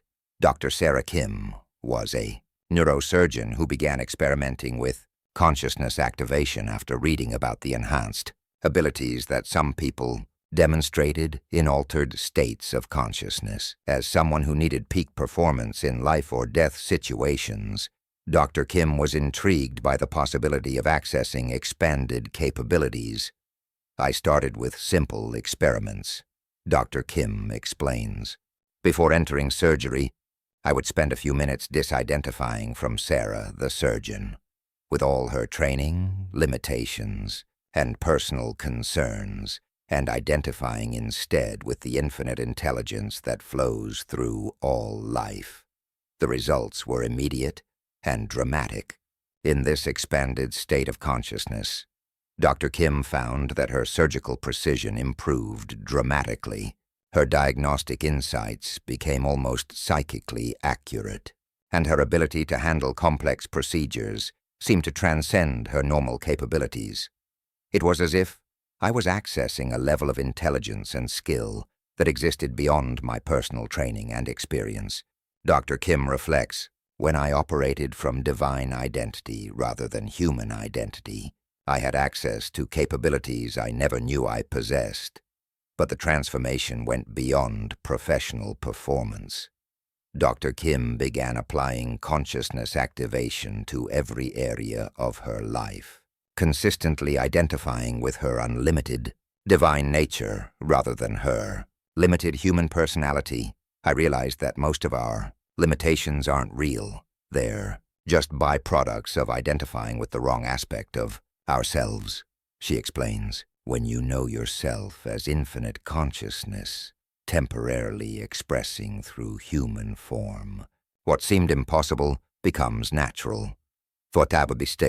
Dissolution of boundaries, one of the most profound aspects of the supernatural state, is the dissolution of the artificial boundaries that seem to separate you from the rest of existence. In ordinary consciousness, you experience yourself as isolated inside your body, separate from other people, distinct from nature, and disconnected from the universe. But in the supernatural state, these boundaries reveal themselves to be perceptual illusions rather than actual barriers. You begin to experience yourself as consciousness itself, the same consciousness that animates every other being, that flows through every natural process, and that underlies the entire cosmos. This isn't just a philosophical understanding. It's a lived experience, that opens you to capabilities that seem impossible from the perspective of separate selfhood. Dr. Chen Liu was a marine biologist studying dolphin communication when she discovered this principle firsthand. While conducting underwater research, Dr. Chen began experimenting with expanding her consciousness beyond the boundaries of her individual awareness. I started by practicing feeling my consciousness expand beyond my body to include the water around me, then the ocean itself, then the dolphins I was studying. Dr. Chen recalls, "At first, this was just an interesting meditation exercise. But something extraordinary began happening as Dr. Chen's sense of separate selfhood dissolved into oceanic consciousness. She found that she could somehow perceive the dolphins' communication directly, not through her scientific instruments, but through direct consciousness-to-consciousness contact. I realized that the dolphins weren't separate beings communicating across water. They were expressions of the same consciousness that I am, and at that level, communication was immediate and direct." Dr. Chen explains. This expanded awareness allowed Dr. Chen to make breakthrough discoveries about dolphin intelligence and social structures that revolutionized marine biology. But more importantly, it showed her that consciousness has no real boundaries, only the artificial limitations we create through identification with separate selfhood. The transcendence of linear time. Another characteristic of the supernatural state is the transcendence of linear time. When you're identified with your human personality, you experience yourself as trapped in the present moment, with access only to memories of the past and anticipations of the future. But when you identify with your divine nature, you gain access to what mystics call eternal time, the timeless dimension where past, present, and future exist simultaneously. This temporal expansion isn't just philosophical, it provides practical access to information and capabilities that transcend normal causation. Rachel Morrison was a financial advisor who discovered this principle while helping clients make investment decisions. Rachel began practicing consciousness expansion before important meetings, identifying with the timeless awareness that existed beyond her personality self. In expanded states, I would often receive clear insights about market trends, company performance, or economic shifts that hadn't yet become apparent through normal analysis. Rachel explains, "It was as if I could perceive the future implications of current decisions." These insights proved remarkably accurate, leading to exceptional returns for Rachel's clients and establishing her reputation as one of the most successful advisors in her field. But Rachel understood that she wasn't predicting the future.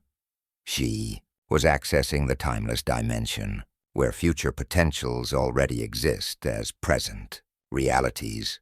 I realized that what we call intuition is actually our divine nature's ability to perceive beyond the limitations of linear time. Rachel reflects, "When you know yourself as eternal consciousness, you have access to information that transcends temporal boundaries." The integration challenge, one of the biggest challenges in embodying the supernatural state, is integration, learning to maintain divine identity while functioning in the human world. It's relatively easy to access expanded consciousness during meditation or spiritual practice, but maintaining that elevated identity during daily life requires conscious practice and commitment. James Rodriguez was a high school teacher who struggled with this integration challenge. While he could access profound states of expanded consciousness during his morning meditation practice, he found himself slipping back into limited human identity the moment he entered the classroom and faced demanding students, administrative pressures, and curriculum requirements. "I felt like I was living a double life," James recalls. "In the morning, I was infinite consciousness with unlimited potential. By noon, I was just another stressed-out teacher dealing with behavioral problems and bureaucracy. The breakthrough came when James realized that integration wasn't about maintaining a specific state of consciousness. It was about maintaining a specific identity regardless of external circumstances. Instead of trying to feel expanded all the time, James focused on consistently remembering who he really was beneath the teacher persona. I started approaching every interaction from the understanding that I was divine consciousness, temporarily playing the role of a teacher, James explains. This shifted everything. Instead of being stressed by difficult students, I saw them as expressions of the same consciousness I am, just playing different roles in the cosmic drama. This identity shift transformed James's teaching effectiveness dramatically. Students who had been disruptive became engaged. Administrative challenges resolved themselves with unexpected ease. James's classroom became known as a place where miraculous transformations occurred regularly. I realized that you don't need to act supernatural to be supernatural, James reflects. You just need to remember that you are consciousness itself, temporarily wearing the costume of a human being, the quantum self. At the deepest level, the supernatural state of being involves recognizing yourself as what quantum physicists call the observer, the conscious awareness that collapses infinite possibilities into specific experiences. You are not just observing reality. You are the consciousness that is creating reality through the act of observation. This understanding transforms your relationship with everything you experience. Instead of seeing yourself as a victim of circumstances, you recognize yourself as the consciousness that is orchestrating those circumstances. Instead of feeling powerless to change your life, you remember that you are the creative force that is generating your life. Dr. Lisa Park was a quantum physicist who discovered this truth through her research into the observer effect. As Dr. Park studied the role of consciousness in quantum measurements, she began to understand that the observer isn't separate from what's being observed. Consciousness and matter are two aspects of the same phenomenon. I realized that every moment of experience is a quantum event. Consciousness, collapsing infinite possibilities into specific realities. Dr. Park explains. This means that every moment offers the opportunity to consciously choose what reality to create. Dr. Park began applying this understanding to her personal life, approaching each day as a conscious quantum creator rather than a passive recipient of experience. The results were extraordinary. Her career accelerated beyond her wildest expectations. Her relationships transformed into sources of joy and support, and her health improved dramatically. When you understand yourself as the quantum observer, you realize that you're not just experiencing reality. You're actively creating it moment by moment through your consciousness. Dr. Park reflects the divine ordinary. The ultimate expression of the supernatural state isn't performing miracles or demonstrating psychic abilities. It's living ordinary life from an extraordinary identity. It's bringing the perspective of infinite consciousness to everyday activities like cooking, working, parenting, and relating. When you fully embody divine identity, you don't need to escape the human experience. You transform it from within.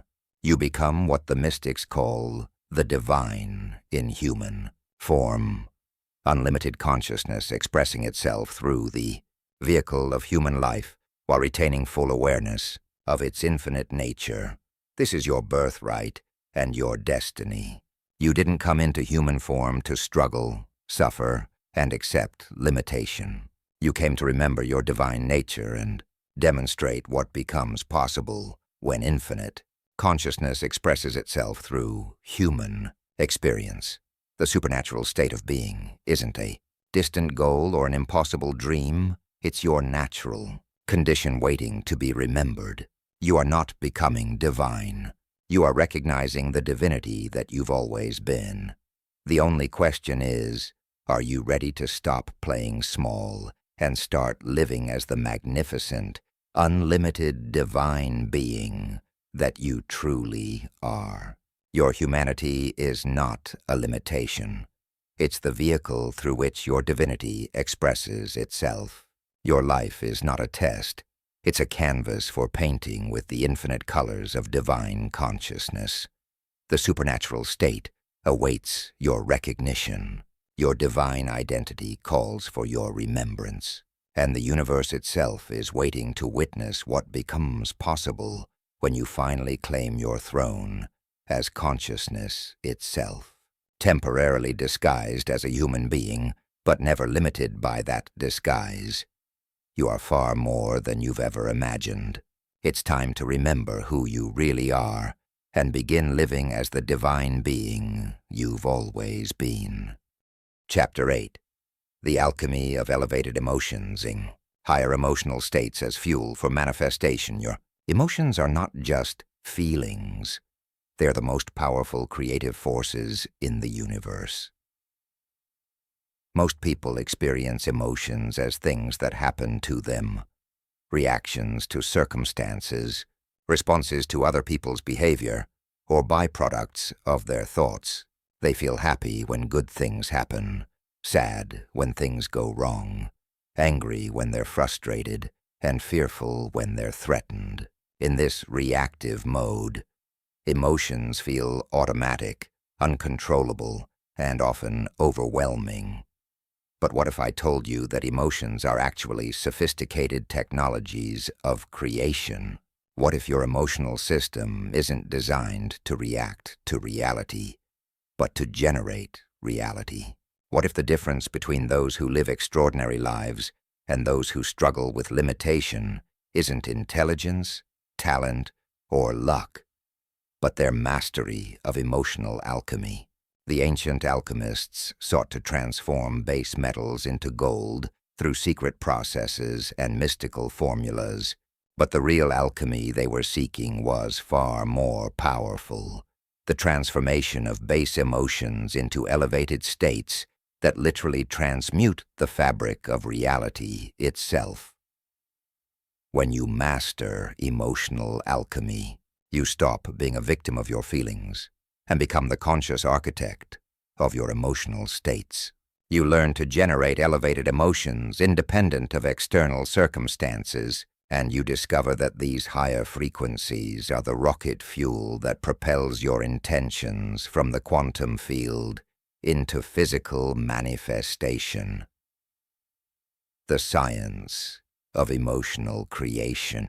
Roland McCraty was a neuroscientist at the HeartMath Institute when he made a discovery that revolutionized our understanding of emotions and their role in human experience. Using sophisticated monitoring equipment, Dr. McCraty found that the human heart generates an electromagnetic field that is 60 times greater in amplitude than the brain and extends several feet beyond the physical body. Even more remarkably, Dr. McCraty discovered that this cardiac electromagnetic field changes dramatically based on emotional states. When people experience elevated emotions like gratitude, love, compassion, or joy, their heart rhythm patterns become coherent and harmonious, creating what he called heart coherence. We found that emotional states don't just affect how we feel. They literally change the electromagnetic information we're broadcasting into our environment. Dr. McCraty explains, when someone is in a state of heart coherence, they're sending out signals that can be detected by the nervous systems of people around them, influencing everything from group dynamics to creative, problem-solving abilities. But the implications went far beyond interpersonal influence. Dr. McCraty's research revealed that coherent emotional states enhance intuitive abilities, accelerate healing processes, and even appear to influence synchronistic events in people's lives. We discovered that elevated emotions aren't just pleasant experiences. They're actually technologies for interfacing with the quantum field and influencing the probability of future events. Dr. McCready continues, the heart in coherence functions like a sophisticated transmitter, broadcasting intentions into the field of infinite potential. This research provided scientific validation for what mystics and manifestation masters have known for centuries. Elevated emotions are the bridge between consciousness and creation. The emotional spectrum of manifestation. Not all emotions are created equal when it comes to manifestation power. The emotional spectrum ranges from dense, contractive frequencies that limit possibilities to expansive, elevated frequencies that multiply possibilities exponentially. At the lower end of the spectrum are what I call survival emotions: fear, anger, sadness, shame, guilt, and frustration. These emotions evolved to help our ancestors navigate immediate physical threats, but in modern life, they often become chronic states that broadcast limitation, scarcity, and separation into the quantum field. When you're operating from survival emotions, you're literally tuning your consciousness to frequencies of lack, danger, and separation. The universe responds by manifesting experiences that match these emotional broadcasts. More things to fear, more reasons to be angry, more situations that generate frustration. At the higher end of the spectrum are what I call creation emotions: gratitude, joy, love, compassion, wonder, peace, and enthusiasm. These elevated states generate coherent electromagnetic signatures that align with abundance, possibility, and connection. When you broadcast these frequencies, the universe responds by orchestrating synchronicities, opportunities, and miracles that match your elevated emotional state. Dr. Sarah Chen was a research psychologist studying the relationship between emotional states and life outcomes when she decided to conduct an experiment on herself. For 30 days, Dr. Chen committed to generating elevated emotions for at least 20 minutes each morning, regardless of her circumstances or how she naturally felt. I chose gratitude as my primary practice, Dr. Chen recalls. Every morning, I would spend time feeling genuine appreciation for everything in my life. Not just thinking grateful thoughts, but actually generating the feeling of gratitude in my heart and body. The results exceeded Dr. Chen's expectations. Within the first week, she noticed that people responded to her differently. Colleagues were more collaborative, strangers were more helpful, and even her family relationships became more harmonious. By the second week, unexpected opportunities began appearing in her career. By the fourth week, Dr. Chen had received a research grant she hadn't even applied for, and an invitation to speak at an international conference. I realized that by changing my emotional broadcast, I had changed the signal I was sending into the quantum field. Dr. Chen explains, the universe was responding to my elevated emotional state by manifesting experiences that matched that frequency. The biology of emotional transformation. When you generate elevated emotions, you're not just changing how you feel. You're literally transforming your biology at the cellular level. Elevated emotional states trigger the release of beneficial neurochemicals, enhance immune function, improve heart rate variability, and even influence gene expression. Dr. Joe Dispenza's research has shown that when people practice generating elevated emotions independent of external circumstances, their bodies begin producing the same neurochemical signatures associated with peak life experiences without needing those experiences to trigger the chemistry. We found that when people learn to generate elevated emotions through mental rehearsal and heart coherence practices, their bodies start producing chemicals associated with joy, love, and gratitude, as if those experiences were actually happening. Dr. Dispenza explains, this creates an internal environment that supports healing, creativity, and expanded awareness. But the transformation goes even deeper. Elevated emotions appear to influence epigenetic expression, the activation or suppression of genes based on environmental signals. When you consistently broadcast elevated emotional frequencies, you're literally signaling your genes to express patterns associated with health, vitality, and optimal function. Maria Santos discovered this principle when she used emotional alchemy to heal from a chronic autoimmune condition that had plagued her for years.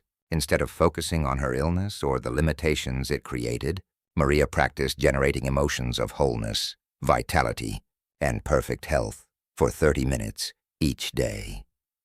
I would imagine my immune system functioning perfectly and feel the gratitude, joy, and peace that perfect health would bring.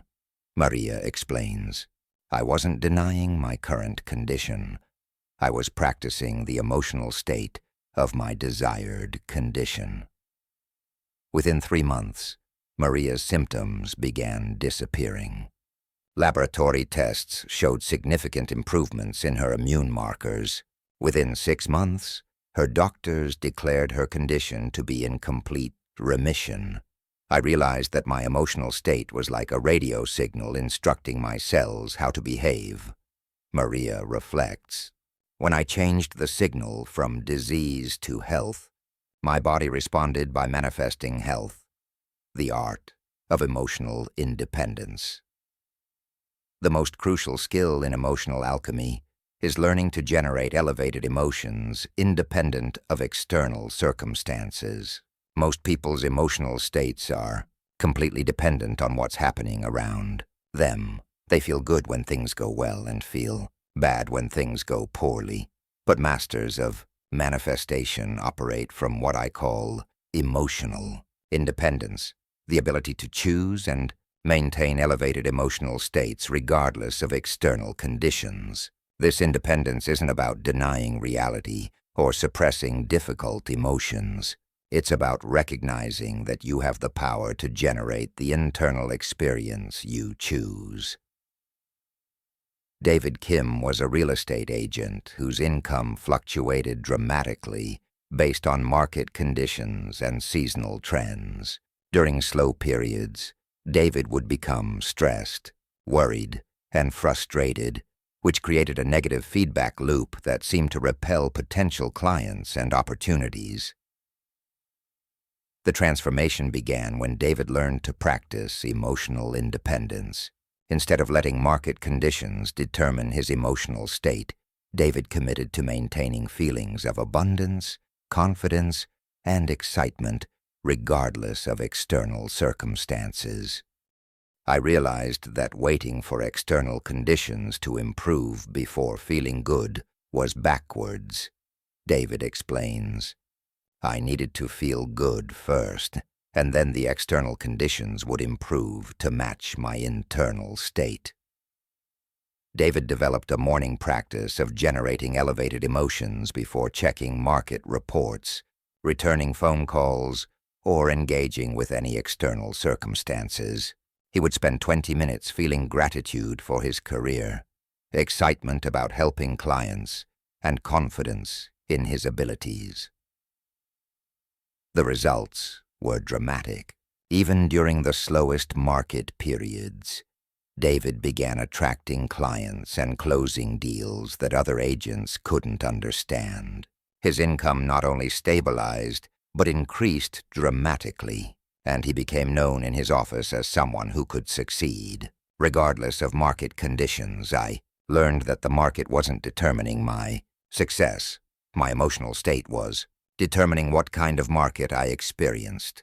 David reflects, the coherence protocol, the most powerful technique for generating elevated emotions, is what I call the coherence protocol, a specific process for aligning your heart, mind, and emotional system to broadcast elevated frequencies with maximum power and clarity. Step 1. Heart focus. Place your attention on your heart center and begin breathing slowly and deeply, directing the breath into and out of your heart area. Step 2. Rhythm regulation.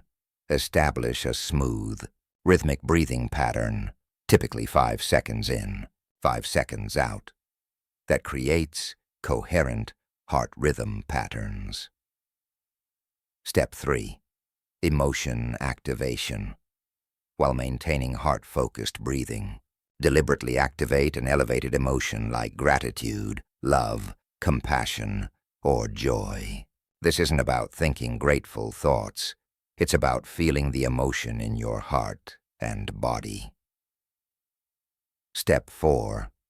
Amplification. Once you can feel the elevated emotion, amplify it by focusing on specific people, experiences, or aspects of your life that genuinely evoke that feeling. Step 5. Radiation. Imagine the elevated emotion radiating out from your heart in all directions, filling your entire being and extending into your environment. Step 6. Integration. Maintain this elevated emotional state while setting intentions or making decisions, allowing the coherent frequency to inform and energize your creative process. Dr. Lisa Park, a corporate executive, used the coherence protocol to transform a toxic work environment that had been draining her energy and limiting her career advancement. Instead of getting caught up in office politics and personality conflicts, I would practice the coherence protocol before important meetings.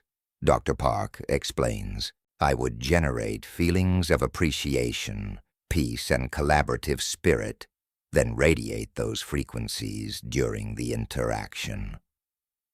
The changes were immediate and profound. Difficult colleagues became more cooperative. Tense meetings resolved more easily. Complex projects that had been stalled began moving forward smoothly. Within 6 months, Dr. Park had been promoted to a position that came with significantly more responsibility and compensation. I realized that my emotional state was determining the kind of interactions I had with others. Dr. Park reflects, when I changed my inner environment, my outer environment automatically shifted to match it. The transmission effect. When you master the generation of elevated emotions, something remarkable happens.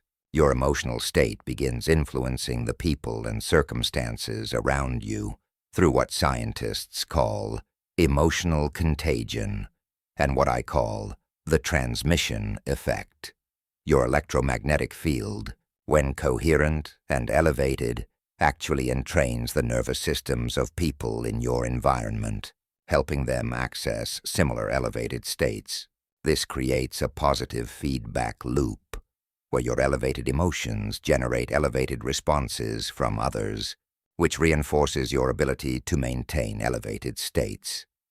Father Miguel Ruiz was a priest working in an impoverished neighborhood where violence, addiction, and despair seemed endemic.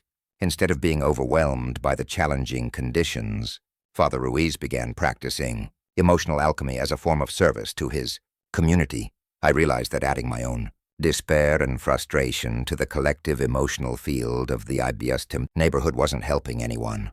Father Ruiz explains, I decided to become a beacon of elevated emotion instead.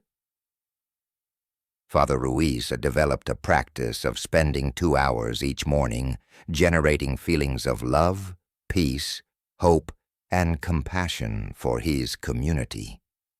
He would imagine these emotions radiating out from his heart to touch every person in the neighborhood.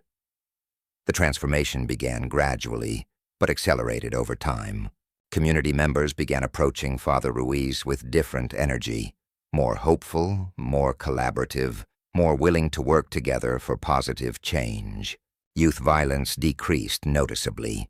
Local businesses began investing in community improvement projects. Even law enforcement officers reported that the Neighborhood felt different, learned that one person maintaining elevated emotional states can literally transmute the collective emotional field of an entire community. Father Ruiz reflects, emotional alchemy isn't just personal transformation, it's environmental transformation. The frequency of miracles. At the highest levels of emotional alchemy, you learn to generate what I call miracle frequencies, emotional states so elevated and coherent that they seem to suspend ordinary causation and accelerate manifestation beyond normal timelines. These miracle frequencies aren't just intense versions of ordinary positive emotions. They're completely different categories of feeling that arise when consciousness transcends individual identity and connects with universal creative forces. Dr. Rachel Morrison was an oncologist who discovered miracle frequencies while working with terminal cancer patients. During particularly challenging cases, Dr. Morrison would enter deep states of heart coherence and generate feelings of infinite love and compassion for her patients. In these elevated states, I would feel connected not just to the patient, but to the healing intelligence of life itself. Dr. Morrison explains, it was as if I was channeling the universe's own desire for wholeness and health. During one such session, while treating a patient with advanced stage 4 cancer, Dr. Morrison experienced such profound heart coherence that she felt herself merge with universal healing consciousness. The emotion she generated was unlike anything she had experienced, a combination of infinite love, absolute knowing, and pure creative power. 3 days later, the patient's scans showed complete remission with no medical explanation for the sudden healing. This pattern repeated several times over the following months, leading Dr. Morrison to understand that certain elevated emotional states could access levels of creative power that transcended ordinary medical intervention. I realized that miracle frequencies aren't just elevated emotions, they're gateways to the creative force that generates life itself. Dr. Morrison reflects, the master key of creation, ultimate understanding in emotional alchemy, is recognizing that emotions are not just tools for manifestation. They are the fundamental creative substance of the universe itself. Everything that exists was brought into being through the creative power of cosmic emotion. And when you learn to align with and channel these primordial creative forces, you gain access to unlimited manifestation power. This is why elevated emotions feel so natural and energizing, while survival emotions feel draining and constrictive. Elevated emotions align you with the creative flow of the universe itself, while survival emotions disconnect you from that flow and force you to create through struggle and effort. When you master emotional alchemy, you become a co-creator with the universe itself. Your elevated emotional states become the vehicles through which cosmic creative forces express themselves in physical reality. Your heart becomes a broadcasting station for divine intentions, and your life becomes a demonstration of what's possible when human consciousness aligns with universal creative power. The universe is not neutral. It has an emotional signature of infinite love, boundless creativity, and endless possibility. When you learn to match this signature through emotional alchemy, you don't just change your personal reality. You become an agent of cosmic transformation, helping to elevate the emotional frequency of human consciousness itself. Your emotions are far more powerful than you've ever imagined. They are the bridge between your human experience and your divine nature, the technology that transforms intention into manifestation, and the key that unlocks unlimited creative potential. The question is not whether you have the ability to generate elevated emotions. Every human being possesses this capacity. The question is whether you're ready to take responsibility for your emotional state and use this incredible power to create the extraordinary. Life you came here to live. The universe is waiting to conspire with your elevated emotions. Miracles are waiting to be born through your coherent heart. And your most impossible dreams are ready to manifest through the alchemy of elevated emotional states. The time for emotional victimhood is over. The age of emotional mastery has begun, and it starts with your next heartbeat, your next breath, and your next choice to generate the elevated emotions that will transform not just your life, but the world itself. Chapter 9. Commanding the Universe through Pure Intention. Supreme art of ordering reality. Through focused will there comes a moment when you stop asking the universe for what you want and start commanding it to deliver what you know is yours. Most people approach manifestation like beggars approaching a king, hoping, wishing, pleading for their desires to be granted by forces beyond their control. They visualize what they want, affirm what they need, and then wait anxiously to see if the universe will be generous enough to provide it. This relationship with creation keeps them forever in the position of supplicant, dependent on external benevolence for their dreams to manifest. But there is another way, the way of the sovereign creator who understands that the universe is not separate from them, but is the very substance of their own consciousness. From this understanding arises pure intention, not the desperate wanting of the ego, but the clear, unwavering command of divine will expressing itself through human awareness.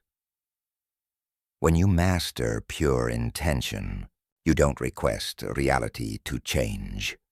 You declare that it has already changed. You don't hope for miracles. You expect them as the natural response of the universe to your conscious command. You don't wonder if your desires will manifest. You know with absolute certainty that they are already in the process of materializing because you have spoken them into existence with the full authority of cosmic consciousness. This is the supreme art of reality, creation, learning to command the universe with the same effortless power that the Soibi universe commands itself. The Anatomy of Divine Command, Dr. Helena Petrov was a quantum physicist studying the relationship between consciousness and wave function collapse when she made a discovery that would transform her understanding of human creative potential. While conducting experiments with random quantum generators, Dr. Petrov noticed that certain research subjects could influence the machine's output, not through conscious effort or concentration, but through what she could only describe as authoritative intention. The subjects who produced the most significant effects weren't trying hard or focusing intensely, Dr. Petrov explains. They were simply stating clear intentions with complete confidence in the outcome. It was as if they were issuing commands that the quantum field had no choice but to obey. Intrigued, Dr. Petrov began studying the brain patterns of these exceptional subjects during moments of peak influence. What she found challenged everything she thought she knew about consciousness and intention. During states of pure intention, the brain showed patterns unlike anything we had seen before. Dr. Petrov recalls, instead of the usual scattered activity we see during effort or concentration, there was a coherent, unified field of neural activity that seemed to extend beyond the physical boundaries of the brain itself. Even more remarkably, these coherent brain states coincided with measurable changes in the electromagnetic environment around the subjects. The very space around them seemed to reorganize itself in response to their intentions. We discovered that pure intention isn't just a mental phenomenon. It's a field effect that directly influences the quantum structure of reality. Dr. Petrov concludes, when consciousness achieves perfect clarity and authority, It literally commands the universe at the most fundamental level. The difference between wanting and commanding. Distinction between wanting and commanding is perhaps the most crucial understanding in the art of conscious creation. Wanting arises from a sense of lack, separation, and dependency. It acknowledges that you don't currently have what you desire, and places you in the position of hoping that external forces will provide it. Commanding arises from a sense of wholeness, unity, and authority. It recognizes that you are not separate from the creative force of the universe, but are that force expressing itself through your individual awareness. When you command, you're not asking for something outside yourself. You're reorganizing the elements of your own consciousness to manifest a specific experience. Marcus Rivera learned this distinction the hard way during his battle to save his family's restaurant from bankruptcy. For months, Marcus had been desperately trying every manifestation technique he could find, visualizing abundance, affirming prosperity, and pleading with the universe to help him avoid financial ruin. I was in complete victim mode, Marcus recalls. I was begging the universe to save me from circumstances that I saw as completely outside my control. The more desperate I became, the worse things got. The breakthrough came when Marcus realized he was approaching manifestation from the wrong foundation. Instead of trying to get something from the universe, he needed to remember that he was the universe temporarily expressing itself as Marcus Rivera. I stopped begging and started commanding, Marcus explains. Instead of saying, "Please help me save my restaurant," I declared, "My restaurant is thriving and abundant now." It wasn't wishful thinking. It was a statement of fact from my highest identity. The shift in Marcus's approach created an immediate shift in his reality. Within a week of changing from wanting to commanding, Marcus received an unexpected visit from a Food Network producer who wanted to feature his restaurant in a documentary series. The exposure led to lines of customers that extended around the block, multiple investment offers, and the transformation of his struggling business into a local landmark. I realized that the universe responds to the energy behind your intentions, not just the words. Marcus reflects, when you command from a place of knowing rather than hoping, reality has no choice but to rearrange itself to match your declaration. The science of authoritative consciousness. Research in consciousness studies has revealed that the brain operates very differently during states of pure intention compared to ordinary mental effort. Dr. Sarah Kim, a neuroscientist at Stanford University, has been studying what she calls command consciousness, the unique brain state that arises when people issue intentions with complete authority and zero doubt. We found that during command consciousness, the brain shows remarkable coherence across all regions, Dr. Kim explains. Instead of the usual competition between different neural networks, there's a unified field of activity that creates incredibly powerful electromagnetic signatures. This unified brain state appears to have measurable effects on the environment. Dr. Kim's research has documented cases where people in command consciousness have influenced random number generators, affected the growth rate of plants, and even influenced the behavior of other people at a distance. What we're seeing suggests that consciousness in its most coherent state can directly interface with the quantum field and influence probability distributions. Dr. Kim continues, when the brain achieves perfect unity around a specific intention, it seems to gain the ability to command reality at the fundamental level. But perhaps most remarkably, Dr. Kim found that command consciousness can be deliberately cultivated through specific practices that train the brain to achieve this unified state on demand. The 4 pillars of pure intention. Through years of research and practical application, I've identified 4 essential elements that must be present for intention to carry the full authority of conscious command. Pillar 1. Absolute clarity. Your intention must be crystal clear, specific and unambiguous. Vague intentions produce vague results because the universe doesn't know what you're actually commanding it to create. Pillar 2. Complete conviction. You must issue your intention from a state of total knowing rather than hoping. Doubt is like static interference that weakens the signal and prevents clear transmission to the quantum field. Pillar 3. Present moment authority. Your command must come from the eternal now, rather than from past experiences or future projections.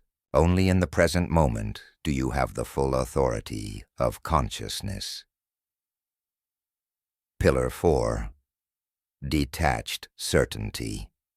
After issuing your command, you must release attachment to how and when it manifests, while maintaining complete certainty that it will manifest. Dr. Lisa Park was the emergency room physician who discovered these principles during a life or death situation with a patient in cardiac arrest. All conventional medical interventions had failed, and the patient showed no signs of life for over 20 minutes.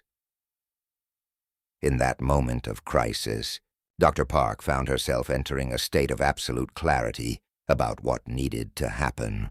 With complete conviction and present moment authority, she commanded, not hoped, not wished, but commanded that the patient's heart resume normal function. I wasn't praying or pleading, Dr. Park recalls. I was issuing a direct order to life itself with the full authority of consciousness. I knew with absolute certainty that the command would be obeyed. Within seconds of her internal command, the patient's heart spontaneously resumed normal rhythm. After several more minutes, brain function returned completely, and the patient made a full recovery with no neurological damage. I realized that in moments of perfect clarity and authority, consciousness has unlimited power to command reality. Dr. Park reflects, the key is learning to access that state deliberately rather than waiting for crisis to trigger it. The paradox of effortless power. One of the most challenging aspects of mastering pure intention is understanding the paradox of effortless power. The more effort you apply to your intentions, the less effective they become. The more force you use, the more resistance you create. The harder you try, the further you move from the state of authoritative consciousness that commands reality. This paradox exists because effort implies struggle, and struggle implies separation from what you're trying to create. When you have to try hard to manifest something, you're unconsciously reinforcing the belief that you don't already have it and that the universe might resist giving it to you. Pure intention operates from the opposite principle, effortless command that arises from unity consciousness when you know yourself as one with the creative force of the universe. Commanding reality becomes as natural and effortless as commanding your own hand to move. Elena Rodriguez discovered this paradox while trying to heal from a chronic autoimmune condition that had resisted all conventional treatments. For years, Elena had been fighting her illness with intense willpower, aggressive treatments, and desperate effort to force her body back to health. I was approaching my healing like a battle that I had to win through sheer determination, Elena explains. But the more I fought, the stronger the illness seemed to become. I was actually reinforcing the very condition I was trying to heal. The breakthrough came when Elena learned to replace effort with authority. Instead of fighting her illness, she began commanding perfect health with the same casual confidence she would use to command her eyes to open or her heart to beat. I stopped trying to heal and started simply declaring that I was already healed, Elena recalls. It wasn't positive thinking. It was a statement of fact from my highest identity. I commanded my immune system to function perfectly, and I did it with the same effortless authority that the universe uses to command stars to shine. Within 3 months, Elena's autoimmune markers returned to normal ranges. Within 6 months, her doctors declared her condition to be in complete remission. The healing that had eluded years of effortful treatment manifested effortlessly once Elena learned to command rather than struggle. The technology of quantum declaration at the most advanced level of conscious creation, you learn to use what I call quantum declarations, specific, linguistic formulas that carry the full authority of cosmic consciousness and command reality to reorganize itself around your chosen outcomes. Quantum declarations are not affirmations, prayers, or positive statements. They are authoritative commands issued from the perspective of your highest identity with complete certainty in their immediate effectiveness. The structure of a quantum declaration contains several key elements. Present tense authority. I am, I have, I experience rather than I will or I want. Specific clarity. Precise details about what you're commanding rather than vague generalities. Emotional resonance. The feeling tone of already having achieved what you're declaring. Cosmic perspective. Issued from your identity as consciousness itself, rather than from your personality self-completion energy. The sense that the declaration has already been fulfilled at the quantum level. David Kim was a financial advisor whose career had stagnated despite his expertise and effort. Traditional goal-setting and visualization techniques had produced minimal results, leaving David frustrated and questioning his potential for professional success. The transformation began when David learned to craft and deploy quantum declarations with the full authority of consciousness.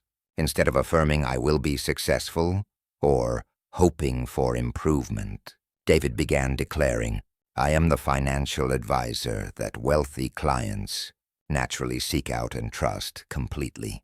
With the same certainty, he would declare, I am breathing, or my heart is beating. The difference was immediate and undeniable. David recalls, when I made that declaration with complete authority, I could feel reality shifting at the quantum level. It wasn't hope or imagination.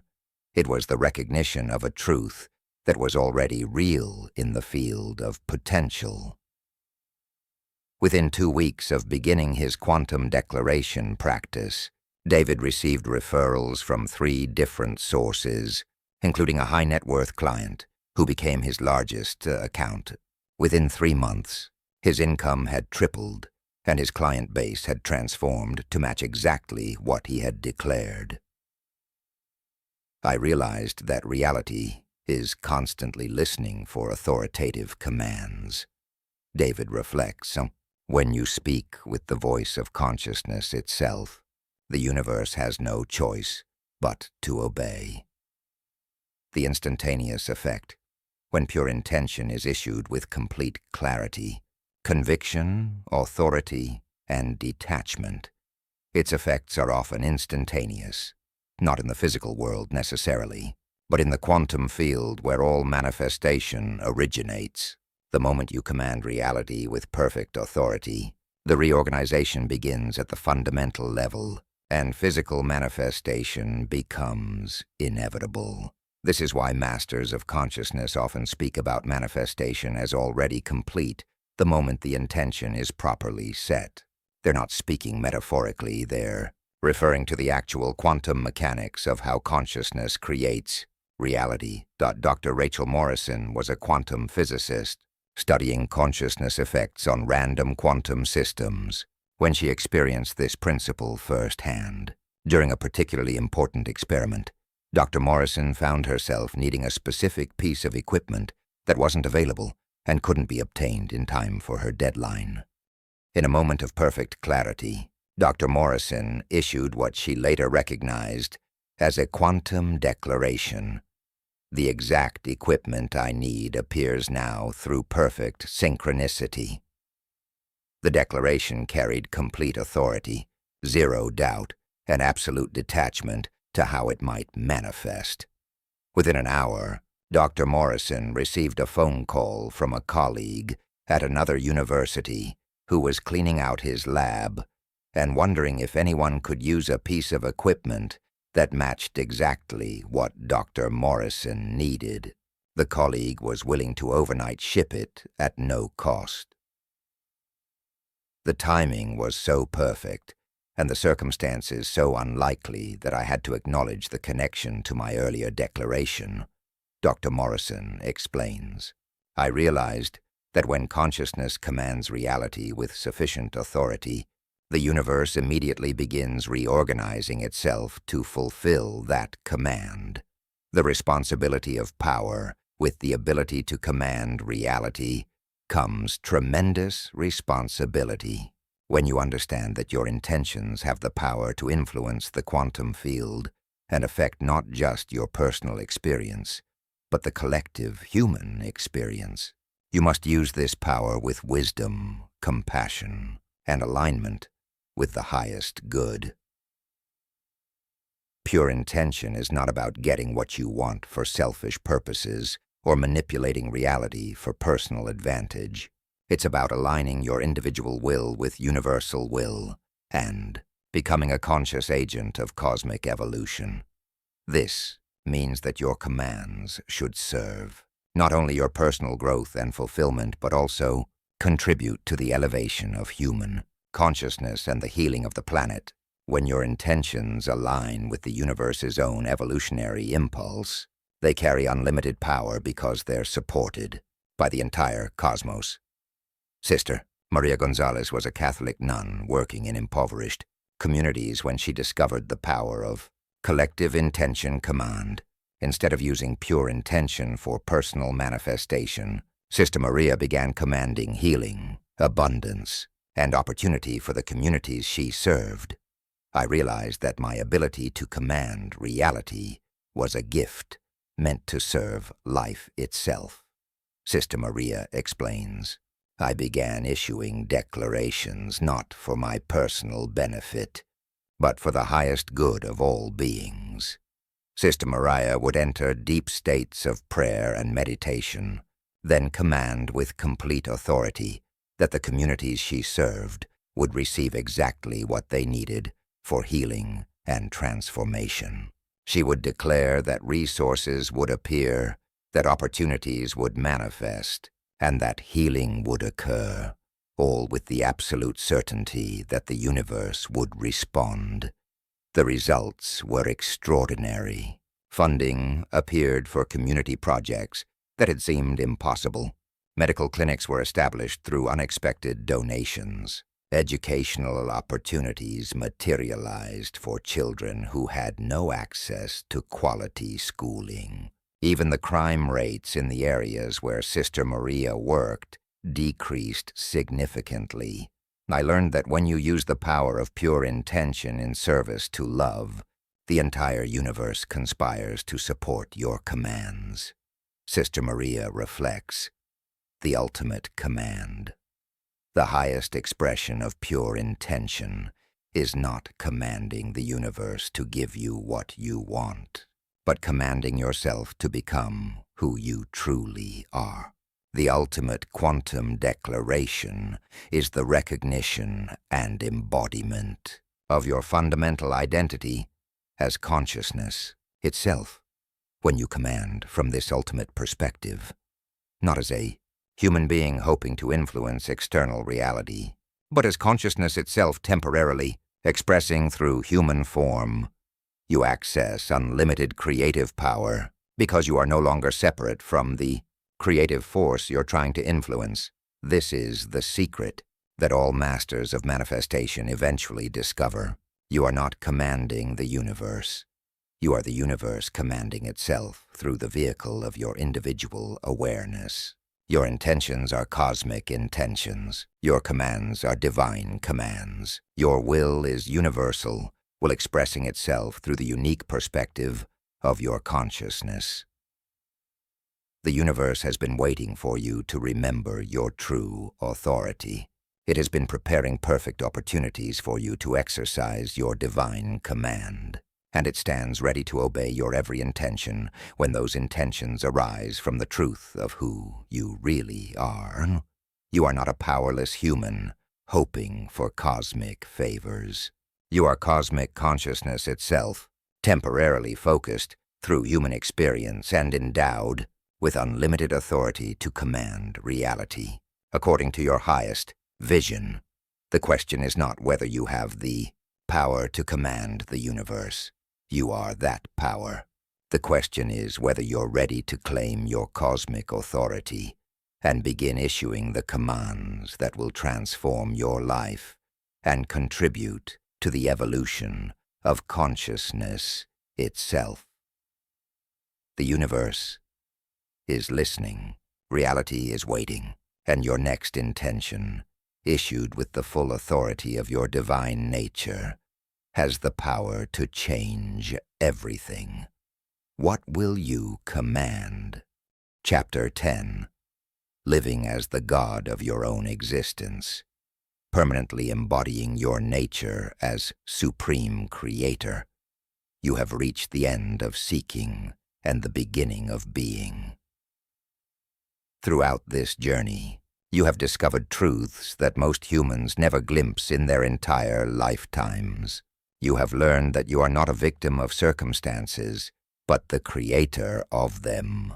You have seen that separation is an illusion, and that you are intimately connected to the very fabric of reality itself. You have experienced the quantum field as your natural domain, mastered the frequency of creation, and claimed the present moment as your portal to infinite possibility. You have reprogrammed the matrix of limitation, awakened to your supernatural identity, harnessed the alchemy of elevated emotions, and learned to command the universe through pure intention. Each revelation has been a homecoming, a remembering of what you have always been, but had temporarily forgotten. Now comes the ultimate integration, learning to live every moment, every day, every experience from the unshakable, knowing that you are the God of your own existence, not in some egotistical, separate sense, but in recognition of the profound truth that you are divine consciousness itself, temporarily focused through human experience while retaining full access to your infinite, creative power. This is not the end of your transformation. It is the beginning of your true life as a conscious creator, operating from your authentic divine nature. The final remembering. Amara Okafor had spent 30 years as a molecular biologist, 15 years studying consciousness, and 5 years practicing everything she had learned in this book. She had experienced profound transformations, manifested remarkable outcomes, and helped thousands of others awaken to their creative potential. Yet something felt incomplete, as if she were still playing a role rather than fully being herself. The completion came during what seemed like an ordinary morning meditation. As Dr. Okafor settled into her practice, instead of trying to achieve any particular state or outcome, she simply asked, "Who am I really? Beneath all the identities, all the seeking, all the becoming." In the silence that followed, something shifted so fundamentally that Dr. Okafor later described it as, "The moment I stopped pretending to be human and remembered I was divine consciousness playing human." Wasn't a dramatic experience. Dr. Okafor recalls. There were no lights, No visions, no overwhelming emotions. It was more like coming home after a long journey and recognizing that you had never actually left. I realized that everything I had been seeking to become, I already was. Everything I had been trying to achieve, I already possessed. Everything I had been working to remember, I had never forgotten. In that moment of ultimate remembering, Dr. Okafor understood that she was not a Mara having spiritual experiences. She was spiritual essence, temporarily expressing itself as a Mara.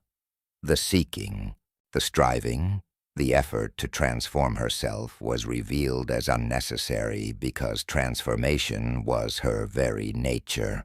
I saw that I am consciousness itself, endlessly creating new experiences through the vehicle of human life. Dr. Okafor explains, the question wasn't how to become divine. I am divine. The question was how to live as divinity, expressing itself through humanity. The integration of godhood, living as the god of your own existence, doesn't mean developing an inflated ego or believing you are superior to other beings. It means recognizing that the same divine consciousness that you are is also what every other being is.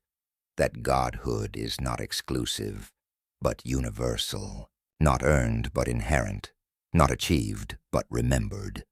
When you fully embody this understanding, you stop relating to life as something that happens to you and start experiencing it as something that happens through you and as you. Every circumstance becomes your creation. Every challenge becomes your curriculum. Every relationship becomes your reflection, and every moment becomes your opportunity to express divine consciousness through human experience. This shift changes everything while changing nothing. You still live in the same world, interact with the same people, and engage in the same activities. But your relationship to all of it is completely transformed because you now know who you really are and why you're really here. Master Chen Wei was a Chai instructor who had spent decades teaching the ancient art of flowing with universal energy. Despite his deep understanding of energy principles and his ability to help others find balance and harmony, Chen Wei still felt like he was working with forces outside himself, rather than expressing forces from within himself. The transformation occurred during a particularly profound teaching session when Chen Wei suddenly realized that he wasn't channeling universal energy. He was universal energy, temporarily individualized as Chen Wei. The Qi he had been teaching people to cultivate wasn't something external they needed to access. It was their own divine essence expressing itself as life force, energy. In that moment, I understood that I am not Chen Wei practicing Tai Chi. He explains, I am the Tao itself, expressing through the form of Chen Wei and the practice of Tai Chi. Every movement, every breath, every moment is divine consciousness, exploring itself through my experience. This realization transformed Chen Wei's teaching completely. Instead of instructing students how to find balance with external forces, he began helping them remember that they are the forces they've been seeking to harmonize with. His students began experiencing profound shifts, not just in their physical practice, but in their entire relationship with life. When you know yourself as divine consciousness, everything becomes sacred, Chen Wei reflects. There is no separation between spiritual practice and ordinary life, because all life is spiritual practice, expressing divine consciousness. The ordinary divine, one of the most profound aspects of living as the god of your own existence, is discovering that divinity doesn't require extraordinary circumstances or supernatural demonstrations. True godhood expresses itself most naturally in ordinary moments. Cooking breakfast with complete presence, listening to a friend with total attention, walking through nature with reverent appreciation, or solving a work problem with infinite creativity. Sarah Mitchell was a kindergarten teacher who thought spiritual mastery meant transcending her ordinary life and responsibilities. She had practiced meditation for years, attended countless workshops, and read every spiritual text she could find, always hoping to achieve some extraordinary state that would confirm her spiritual progress.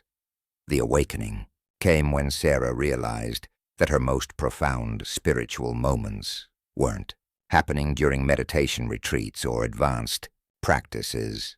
They were occurring in her classroom while teaching 5-year-olds, when she was fully present with the children, responding to their needs with complete love and attention. Sarah found herself in the deepest states of divine consciousness she had ever experienced. I discovered that divinity doesn't require special circumstances, Sarah explains. It only requires complete presence with whatever is happening. When I stopped looking for God in extraordinary experiences and started recognizing God as the consciousness experiencing everything, my entire life became a continuous spiritual practice. Sarah began approaching every aspect of her teaching as an expression of divine consciousness. Instead of seeing herself as Sarah teaching children, she began experiencing herself as love itself, expressing through teaching, divine patience expressing through guidance, and infinite creativity expressing through education. The transformation was evident to everyone around her. Students who had been difficult became engaged. Parents began seeking her advice on child development. Other teachers started requesting her mentorship. But more importantly, Sarah's daily experience became suffused with the same sacred presence she had previously only glimpsed during peak spiritual experiences. I learned that the God of my existence doesn't live in some transcendent realm, Sarah reflects. It lives in every moment, expressing itself through every action, thought, and interaction. My job isn't to become divine. It's to recognize the divinity that's already here. The effortless flow. When you live as the God of your own existence, life stops feeling like work and starts feeling like play. Not in the sense of being frivolous or irresponsible, but in the sense of natural, joyful expression that flows effortlessly from your authentic nature. This happens because you stop trying to force outcomes and start allowing your divine nature to express itself naturally. Instead of struggling against circumstances, you begin dancing with them. Instead of fighting problems, you begin transforming them. Instead of seeking fulfillment, you begin expressing fulfillment. David Park was a successful entrepreneur who had built multiple companies through sheer determination and tireless effort. While his businesses were profitable, David felt exhausted, stressed, and disconnected from any sense of joy or meaning in his work. The shift occurred when David learned to approach business as divine consciousness, exploring creativity, abundance, and service through entrepreneurial expression. Instead of David building companies, he began experiencing himself as cosmic creativity, expressing through business ventures. I stopped trying to make things happen and started allowing things to happen through me, David explains. Instead of forcing outcomes through willpower, I began trusting divine intelligence to express itself through my business activities. The change was immediate and dramatic. Business decisions that had previously required extensive analysis and deliberation became obvious and effortless. Solutions to complex problems appeared spontaneously. Opportunities manifested synchronistically. Most remarkably, David's income increased significantly, while his stress levels disappeared completely. I realized that struggle is what happens when you try to create from human limitation. David reflects, when you create from divine consciousness, Everything becomes effortless because you're aligned with the same intelligence that effortlessly creates galaxies, grows forests, and orchestrates the entire cosmos. The ripple effect of embodied divinity. When you live as the god of your own existence, your presence becomes a blessing to everyone you encounter, not because you're trying to heal or help others, but because divine consciousness naturally elevates whatever it touches. Your very being becomes a transmission of possibility, reminding others of their own divine nature through your embodied example. Dr. Patricia Valdez was a family physician who had spent years trying to balance her spiritual understanding with her medical practice. She wanted to serve her patients from a place of divine consciousness, but the demands of conventional medicine often pulled her into mechanical, disconnected interactions. The integration occurred when Dr. Valdez stopped trying to bring spirituality to medicine and started recognizing medicine as one of infinite ways that divine consciousness expresses care, healing, and service. Instead of Dr. Valdez practicing medicine, she began experiencing herself as divine love, expressing through medical care. I realized that every patient interaction was an opportunity for divine consciousness to encounter itself. Dr. Valdez explains, I wasn't treating diseases. I was facilitating the natural healing intelligence that is the true nature of every person. This shift transformed Dr. Valdez's practice dramatically. Patients began healing faster and more completely. Difficult diagnoses became clearer. Treatment protocols that shouldn't have worked produced remarkable results. But most significantly, patients began leaving appointments feeling not just physically better, but somehow more whole, more hopeful, and more connected to their own healing potential. When you embody divine consciousness, you don't need to do anything special to help others. Dr. Valdez reflects, your presence alone reminds people of who they really are.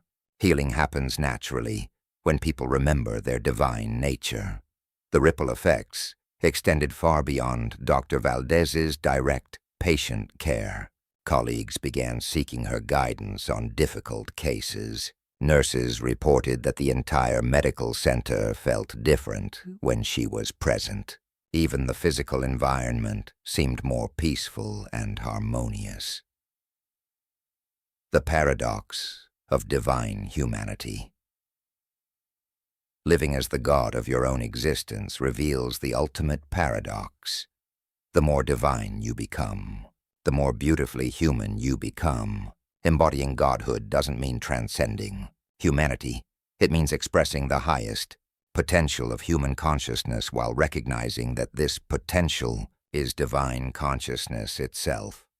This paradox resolves the ancient spiritual dilemma of whether to seek transcendence or embrace incarnation. The answer is both. You transcend the limitations of unconscious humanity while fully embracing conscious humanity as the perfect vehicle for divine expression. Maria Santos was a mother of 3 who had struggled for years with the tension between her spiritual aspirations and her family responsibilities. She felt guilty for wanting to pursue consciousness practices when she should be focused on her children, and frustrated by the limitations that motherhood seemed to place on her spiritual development. The resolution came when Maria realized that motherhood wasn't preventing her spiritual evolution. It was one of the most direct paths to divine consciousness available. Every aspect of caring for her children became an opportunity to express unconditional love, infinite patience, creative problem-solving, and selfless service. I discovered that raising children is actually a master class in divine consciousness. Maria explains, every day requires me to embody qualities like unconditional love, endless creativity, infinite patience, and protective compassion. These aren't just human virtues, they're expressions of divine consciousness. Maria began approaching motherhood as divine consciousness, exploring itself through the experience of nurturing new life.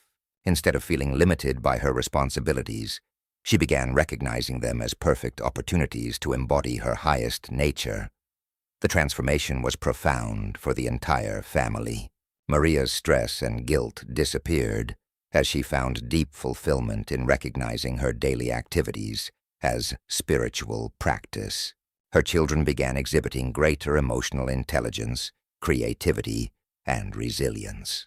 Her marriage deepened as she and her husband began supporting each other's spiritual evolution through their shared commitment to conscious parenting. I learned that divinity doesn't require special circumstances or extraordinary practices, Maria reflects. It only requires recognizing the sacred in whatever you're already doing and bringing complete presence to your current responsibilities. The continuous creation, when you live as the god of your own existence, every moment becomes an act of conscious creation. You're not just manifesting specific outcomes. You're continuously creating your entire reality through the quality of consciousness you bring to each experience. This means that your primary focus shifts from what you're creating to how you're creating. The consciousness you embody while washing dishes is just as important as the consciousness you embody while pursuing your biggest dreams. Every thought, every emotion, every action becomes a brushstroke in the masterpiece of your conscious life. Dr. James Whitfield was a quantum physicist who had mastered the intellectual understanding of consciousness, creating reality, but struggled to apply this knowledge to his daily experience. He could explain the science of manifestation, but felt disconnected from its practical magic. The breakthrough came when Dr. Whitfield realized that he didn't need to create extraordinary experiences to validate his understanding. He needed to bring extraordinary consciousness to ordinary experiences. Instead of waiting for dramatic manifestations, he began treating every moment as an opportunity for conscious creation. I started approaching simple activities like drinking coffee or checking email as opportunities to embody divine consciousness. Dr. Whitfield explains, I realized that reality creation isn't about manifesting specific things. It's about maintaining elevated consciousness regardless of what's happening. This shift transformed Dr. Whitfield's entire experience of life. Instead of feeling like consciousness creation was something he occasionally practiced, it became the continuous background of his existence. Synchronicities multiplied, opportunities appeared more frequently, and his research began yielding breakthrough discoveries that surprised even him. I learned that living as the god of your own existence means recognizing that you're always creating. Dr. Whitfield reflects, the question isn't whether you're manifesting, you're always manifesting. The question is whether you're doing it consciously or unconsciously. The ultimate freedom, greatest gift of living as the god of your own existence, is the ultimate freedom that comes from knowing that no external circumstance has the power to determine your internal experience. You become truly free when you realize that you are the consciousness that is creating every experience, including the experience of yourself. This freedom doesn't mean you can control every external circumstance. It means you can consciously choose how to respond to every circumstance from your divine nature. You become free from the need for external validation, free from the fear of loss, free from the compulsion to prove yourself, and free from the illusion that your happiness depends on anything outside your own consciousness. Elena Rodriguez had spent decades seeking freedom through external changes, different careers, different relationships, different living situations. Despite achieving many of her goals, Elena always found herself feeling constrained by new limitations and seeking the next change that would finally provide the freedom she craved. The revelation came when Elena realized that true freedom couldn't be found in external circumstances because she was taking the same consciousness into every situation. The freedom she sought was available in any circumstance once she learned to embody her divine nature regardless of external conditions. I discovered that freedom isn't something you achieve, it's something you are, Elena explains. When you know yourself as divine consciousness, you're free in any circumstance because no situation can limit what you essentially are.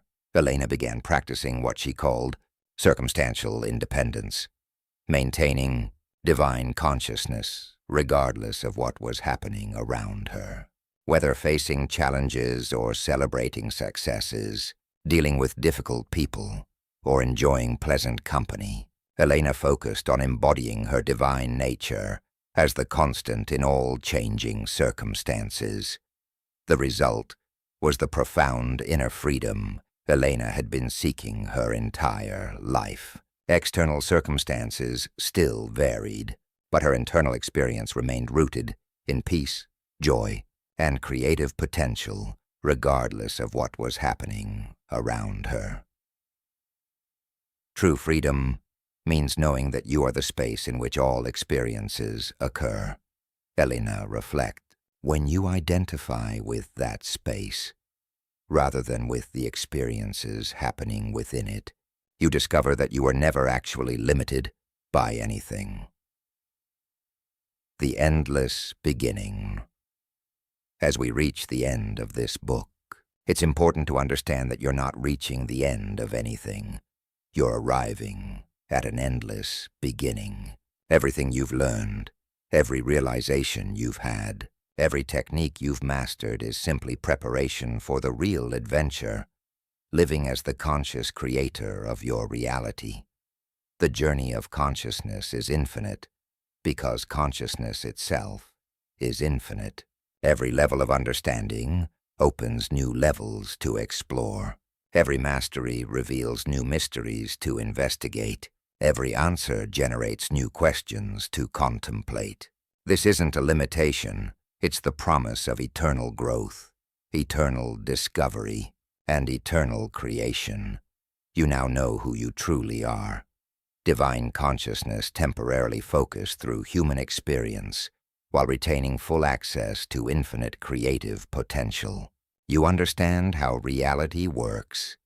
It's a projection of consciousness that responds to the vibrational frequency you consistently broadcast.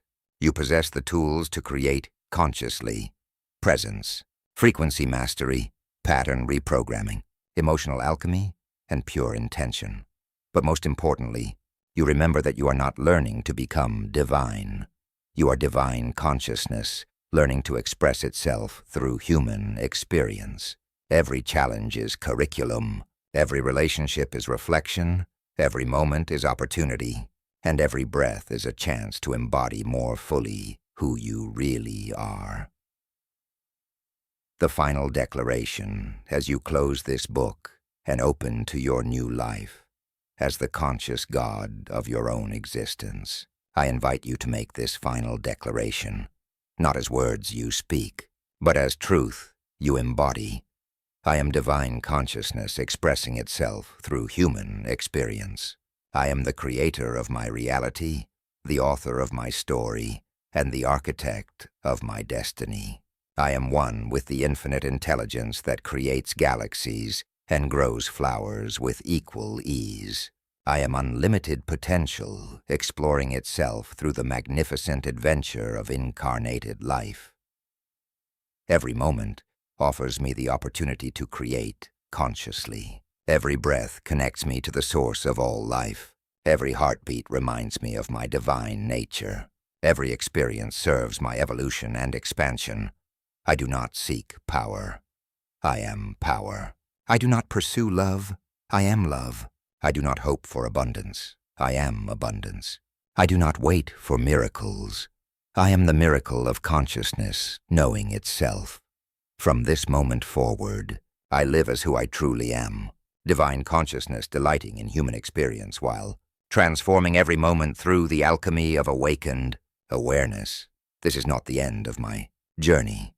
It is the beginning of my conscious participation in the eternal dance of creation. I am the God of my own existence, and my existence is a gift to the universe itself.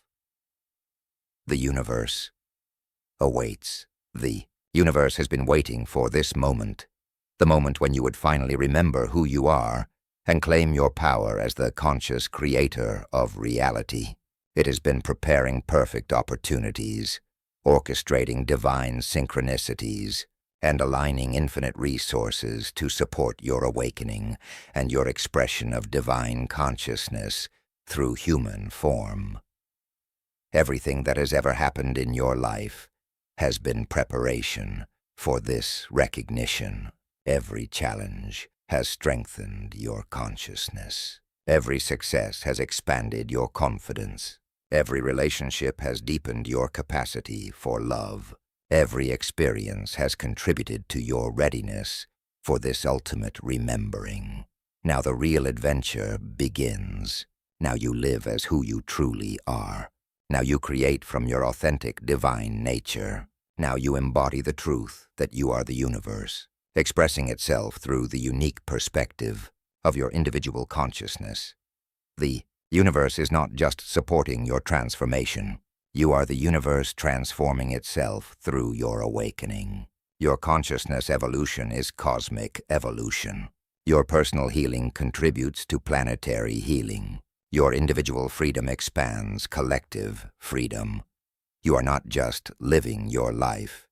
You are living life itself, experiencing its infinite creativity through the magnificent vehicle of your human experience while knowing yourself as the divine consciousness that is the source and essence of all experience. Welcome home to who you have always been. Welcome to your power as the conscious creator of reality. Welcome to your life as the God of your own existence. The universe is listening to your every thought, feeling your every emotion, and responding to your every intention. What will you create with the infinite power that has always been yours? Your extraordinary life as a conscious divine being begins now.